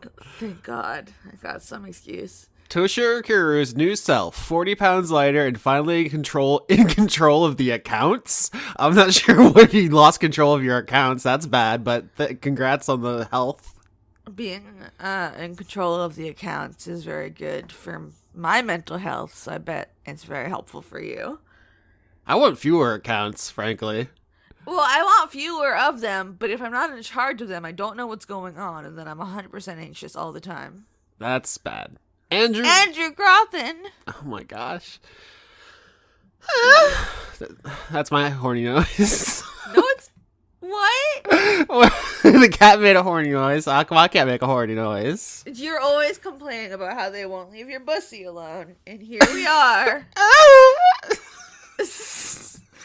Buck Pucker, the cavernous cowboy. Dr. Goatman. Faith _and_ Valor. It's Francois V. Hedron Master. Oh man, I shouldn't have wasted so much time with the horny noise. I got stuck with this one. Hold up, what's your starter Pokemon? Dildo, Vibrator, or Butt Plug? I'll choose Vibrator. Snorlax. That's not one of the options. Snorlax. JK. Jamie, conduit of dumb gay bitch. Same. John what? Nefis Decidia, a sheep with crushingly low self-esteem. No. If you're a sheep, you're soft. Just be proud of it. Possum Kingdom Refugee. Random, conduit of Would You Like a Hug? Sternad. You read ahead. I read ahead. Vinny, currently dreaming of Austin's bussy cakes. I don't even know what that means. Your cheeks. It's the cheeks, Austin. I hate it. Your cheeks. No. Z23619. Kevin Dobbins. Kiss a gambling pig. He's Irish. Charlie Chalkley is DMing his first sesh on Saturday. Oh God, Austin, help! Here's the secret. They can't stop you. Pumpkin spice itself. Robert Tuttle. Anthony, patron Adora. Aquatic squirrel. I'm here for it. Is he wearing like little scuba gear? It's like that parrot with the goggles. Yeah, I love to reference pictures I saw on the internet. They'll know. They understand. Okay, Morgan Rapp. I say that every time. Haley Anderson. Pinko Sock. Back in the summer of '69. That's good. Oh my God. A 6 and then a D and then a 9. Yeah, it sure is. But the next one's very French. Can you do it? Are you Frenchier than me? Ce n'est pas un homme, je moi de Mars. Exactly. I don't know. I tried. 'Tis I, Zedster. 64-pound mac and cheese homunculus. It wasn't 64 pounds. It was 64 ounces. Come on. Come on. At Blackstone Mask. I'm gonna make him wear me on his face. What is happening? A horny illithid coming for Austin's pussy. This is gonna be the worst credits of all time. A montage of Goth Nifyx staring out into the rain. A non-horny gift for Austin, and a very horny one for the goblin. A question we all need an answer to. Is Anne smarter than King? No, Anne is intelligence of 3? King is like in 7 or something. A werewolf with a Chinese menu in his hand. Triple A. Isaac, conduit of Linux, mascot Tux the penguin. I like how you stopped me before I could make my werewolf joke. Did I? I was about to say, if you kill the original Chinese menu. How could I have possibly known that was coming? Because I do it all the time. I don't think you do. I'm always making the werewolf thing. I guess. And you're like, you get so mad about it. I'm not. Does you people actually think I'm mad and not like doing comedic exasperation? I don't know. Okay, I've never been mad on Mike. Aaron Norgard. Abigail Grace. Adrian Y. Aftershock. Too busy planning an art expo to update Patreon name. But hold on. But you updated the... Yeah, when they weren't busy, and now they are. It's a future. Agent Hedgepiggle. Aggressively weeping and eating ramen. The Austin Yarsky story. Am I aggressively weeping, or is it gentle? What are you doing down there? They're doing cat stuff. Okay. Eloris. Ooh, boy. Eloros. Excuse? A conduit of toast. Okay, Aki Savalainen. Alex Vepra. An otter air saxophoning careless whisper with your phone? Da-da-da-da-da-da. God, that song slaps. Okay. You sent me that video. Wait, Did I sent you? you a video of an otter air saxophoning careless whisper?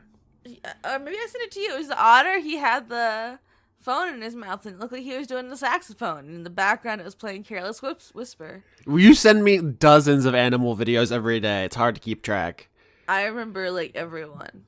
You have the eidetic memory, but only for animal videos. Meanwhile, I'm like, all right, so remember that thing that happened last episode? And you're like, no, I might as well not have existed until 25 seconds ago.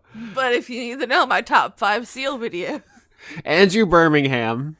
We're still in the A's. We're in hell. Andrew Fedge, conduit of speaking. Is it Fedgy? I know they've told us. Oh, fuck, what's the point of anything? Fedgy, conduit of speaking. Because it's like veggies. Andrew Fedge, conduit of speaking truth to power itself. Anna, conduit of procrastination. did Anna respond when you said her name? Banana. No, she's cleaning her butt. Anon.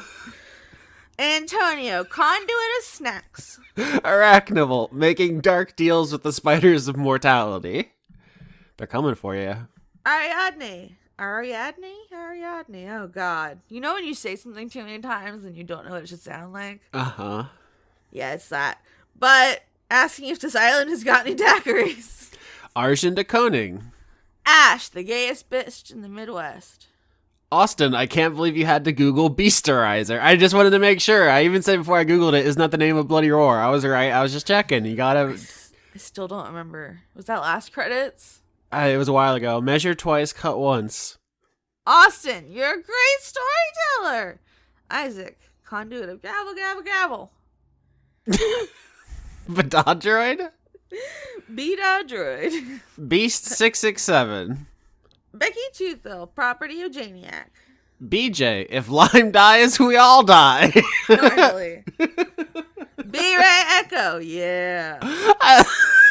Sorry, that really got me. It's just a matter of fact. I guess I'll die.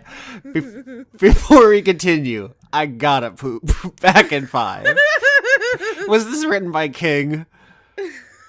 Big time Getty Lee. Conduit of big time bass riffs. Bass? Bass?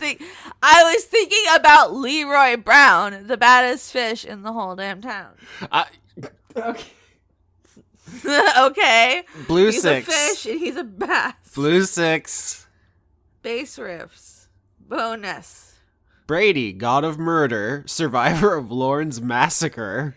Why would you want to survive that? It's terrible. Brett! Bro Jimbo. You didn't say that with the right excitement. Oh, I'm sorry. You want to show us how it's done? Brojimbo. Is that how? Okay. If you say Brojimbo! Buy Buy your your girl some flowers? Lauren, you want to... Callum, Monsieur Garbage Turner. Come on, Monsieur. Oh my... You. There's nothing I do good enough for you. No, I just woke up and I have a caffeinated beverage and I'm an idiot. Kamran Abbas. Cameron Fuck, Abbas. hold on.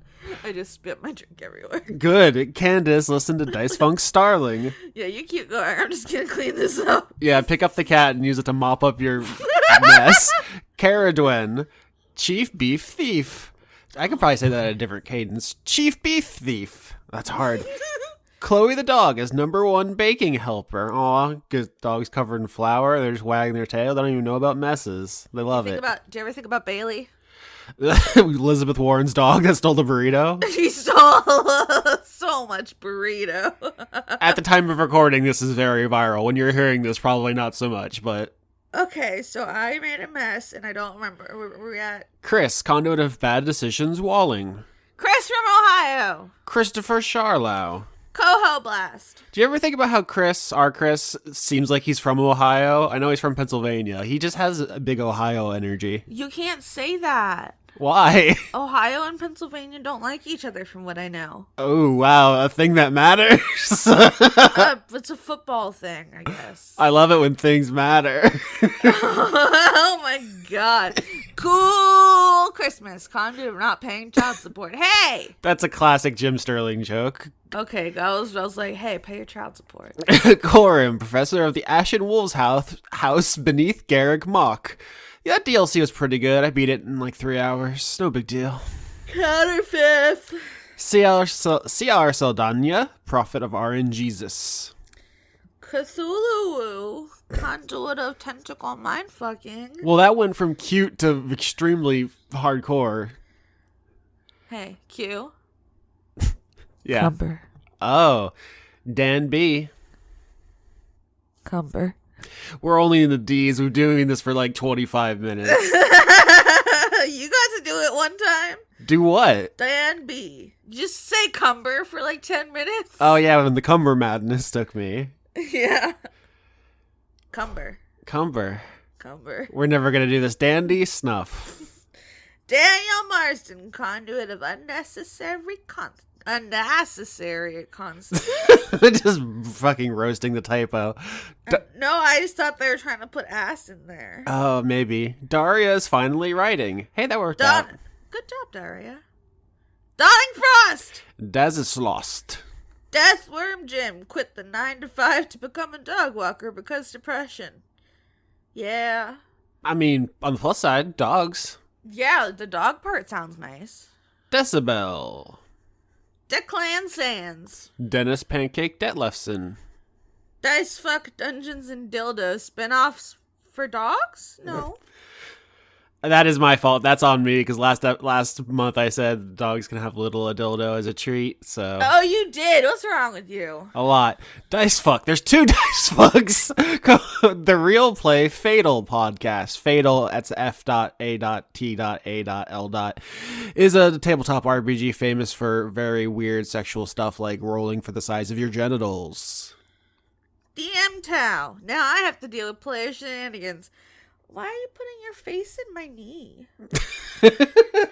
You didn't have any. Your face in my knee elbow. What's that called? Your knee elbow?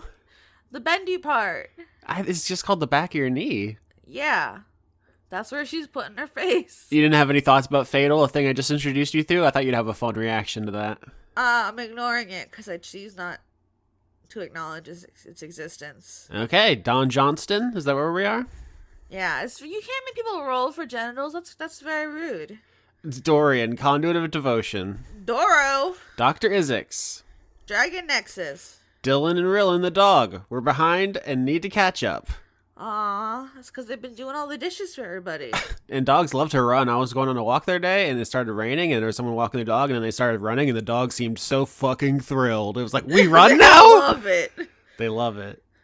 Dylan, conduit of making you two laugh. Also, hashtag da horned, hashtag him's penis. I don't want to do this anymore. It's not fun. Eating your ass like an oyster, the way you came like a tsunami. I hope that's a lyric or something and not just someone doing freestyle jazz about my pussy. E-Brand, Lauren is my friend. I love her. Hello, E-Brand. Okay, you get the nice ones. How come they're all like, oh, we love you, Lauren, we support you? Austin, bend over. Please. Give me... Because you're always saying you're not horny. And so they're like, we'll find out. Whereas I'm like, yeah, sometimes I fuck. So. Hey, Einar J. Do you ever fuck, Austin? I've never fucked. See? Now they're gonna come harder for your pussy. I've never been horny. I've never done drugs. I've never said a swear word. Oh my god. Eolta? Ecorin. Ecorin. Elder dog. Elderly goose. Conduit of using the same spell over and over until it works. Yes. Locate creature. Locate creature. Locate creature. Let's find some more about your pussy. Hold on. No, Eleanor Donate sees Periton, horned vampire lady with depression. Lean, non-stop singing Skimbleshanks, the railway cat. The cat. Also, listen, we're having a lot of fun here on the internet with Skimbleshanks. How have we not acknowledged that Bustafer Jones is the best named cat's cat? I forgot about Bustafer Jones. I don't give a shit about him or his songs or anything. I'm just saying, just on purely name basis, Bustafer Jones is the best. Elizabeth Jackalope. Elusive Lily. Emma, y'all math tiger called it. Moose is a human. I'm almost 100% sure we said Moose is a human and we were ignored. We were. Indigo Vandane, maybe. Erwin Leilagadek. Evie, conduit of trying out new name in the credits. Fair Majesty, Empress Quintilian Galaxion. Filmquisition. Florian H. Follow Slide Bible on Facebook. Francois Arsenal. Frank Sands. Freshly squeezed orange Criterion. Ooh, I love orange stuff. Gage, conduit of loneliness. Gary Bussy. God damn it. I'm so excited.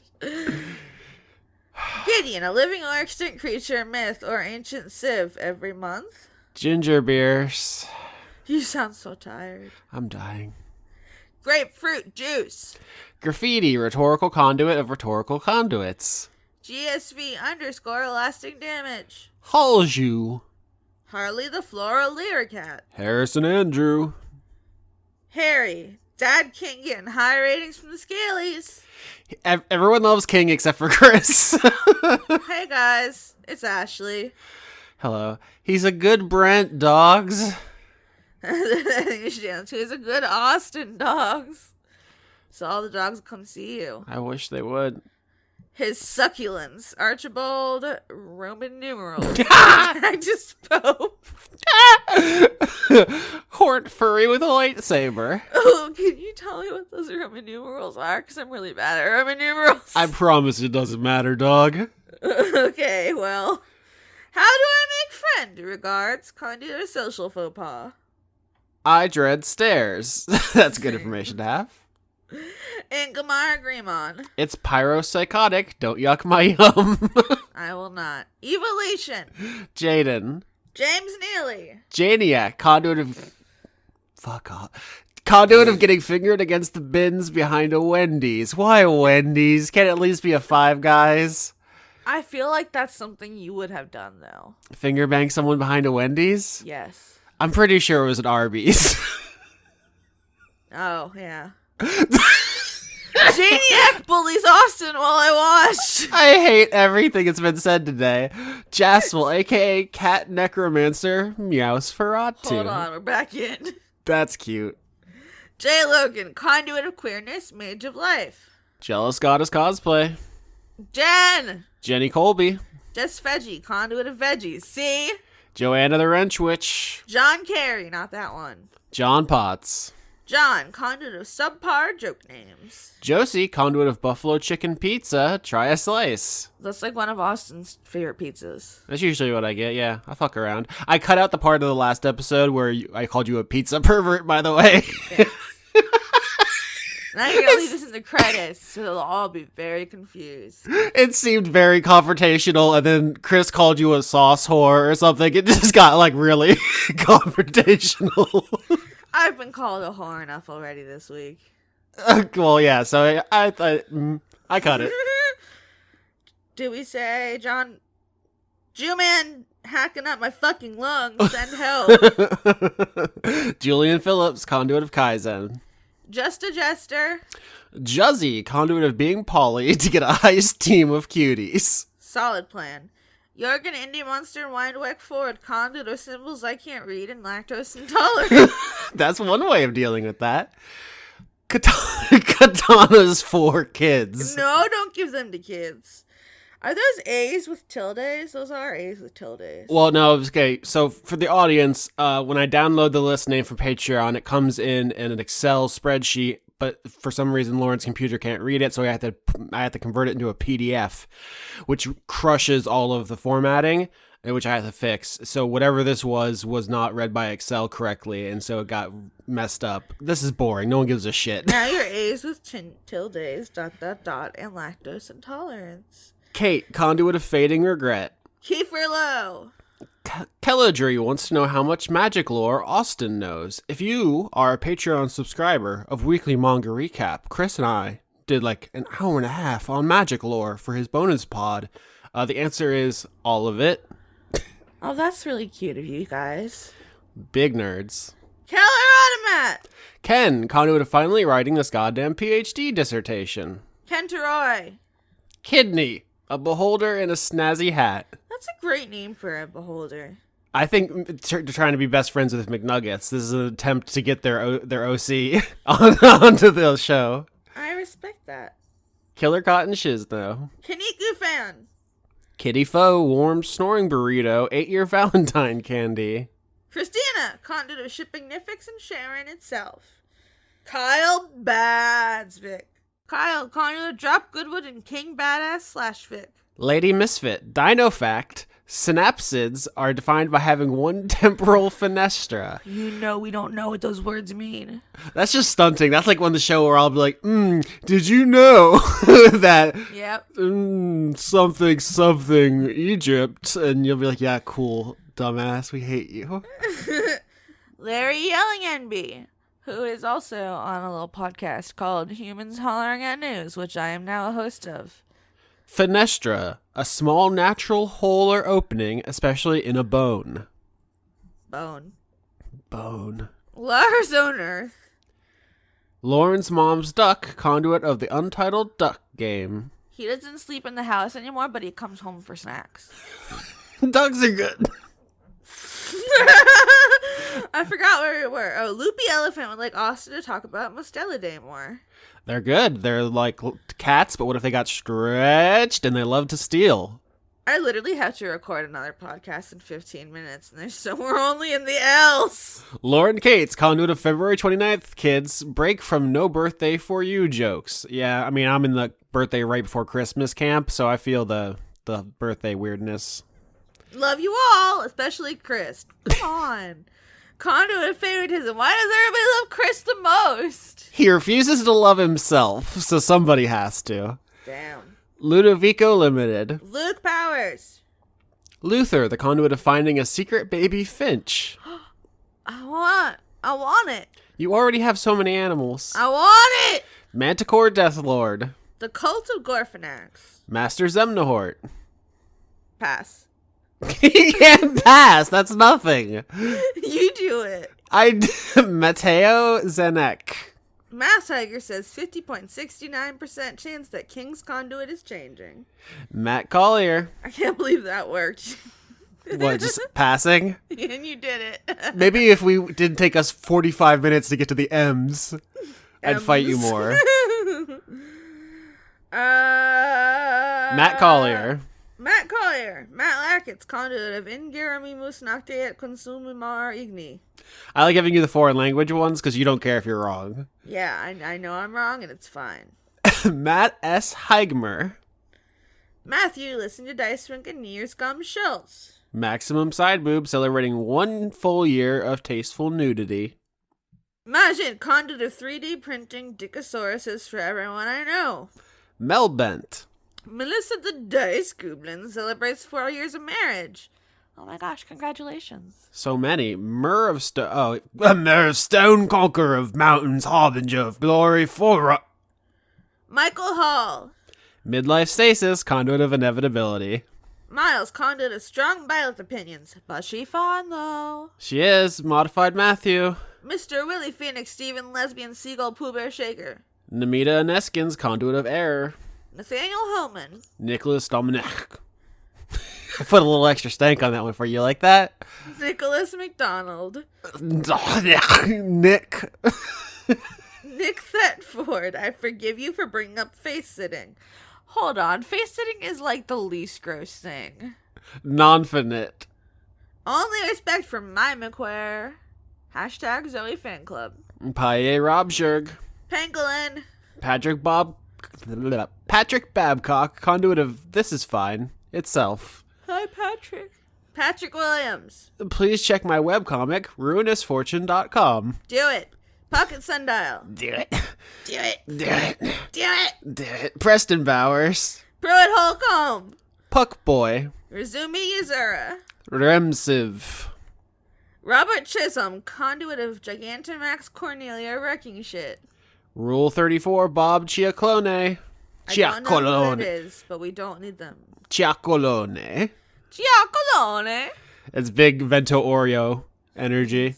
S. Kearney, loose in the big city. Salad Child. Scarlet Eyes Yuri. Sean LB, finally playing Nier thanks to Dice Funk background music. Nier rocks. I know a lot of people cosplay the lady. Yeah, that's Nier Automata. That's the one that has got popular, but I'm an original Nier apologist. Thank you very much. Okay. Simmons, conduit of Harder Slotty. Just so fucking done. Sergeant Rattlebones, 31st Bussy Protection Brigade. Someone's got to protect your bussy. Yeah. Shane Sedgwick. Shane Ware, conduit of hedonistic pansexual polyamorous switches. Simon Lee, conduit of Chungus, bearer of Dinkus, minion of John Con. Sin Milk Tom. Sir Octopus, conduit of chivalrous cephalopods. Slime King Mike, purple, seeking revenge for not choosing the Slime River. Slime King Mike sure loves some slime, huh? That's what we call characterization, Lauren. Slime is good. Spaghetto, captain of the Austin Authorized Bussy Blasted Brigade. Sporeman Zero. Starlight Glimmer did nothing wrong. No. Read it. No. Read it. You read it. Steven, the edgy one from Austin's Bussy Boys. Sweet dreams are made of these. Who am I to disagree? Cyretha packed south, soaking in that sun. Tabitha Spokes. Tales of Inquiry. Terraflops. Terezi Pyrope. What's wrong with you? Terezi Pyrope, Transing June Egbert. I'm literally coming apart at the seams. And you said, Austin, that's not the way you use literally. Oh boy. Watch me. The murderous mongoose who is secretly standing directly behind you. The precursor. Titus. Toby Giesenstack. Tom Bowers. Trees, they are us. Is it Trees Thesaurus or Trees? They are us. Trevor S., the goblin teacher. Shane S. Universal Toby. Verb your adjective, noun 1, into my noun 2. Victoria Melito, conduit of quietness. Wiljon Vinky. Ziphosaurus. Your boy Sean.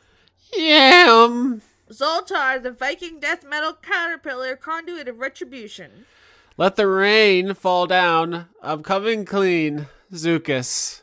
There's a lot of quotation marks in there, and it really hecked up the formatting, but I did it. I read it. You did. Oh boy. Let me tell you, I am sore. Why are you? This is because they've been fucking up your pussy. It sure is, buddy. Patreon.com/Austin Yorsky. That's me. Patreon.com/Weekly Manga Recap. That's Chris. Patreon.com/Of That's Conrad. Patreon.com/Laura K. Buzz. That's Laura. Lauren, where can we find you? I'm on a fun podcast called Humans Hollering at News, which I think is patreon.com/Humans Hollering at News. I should check that.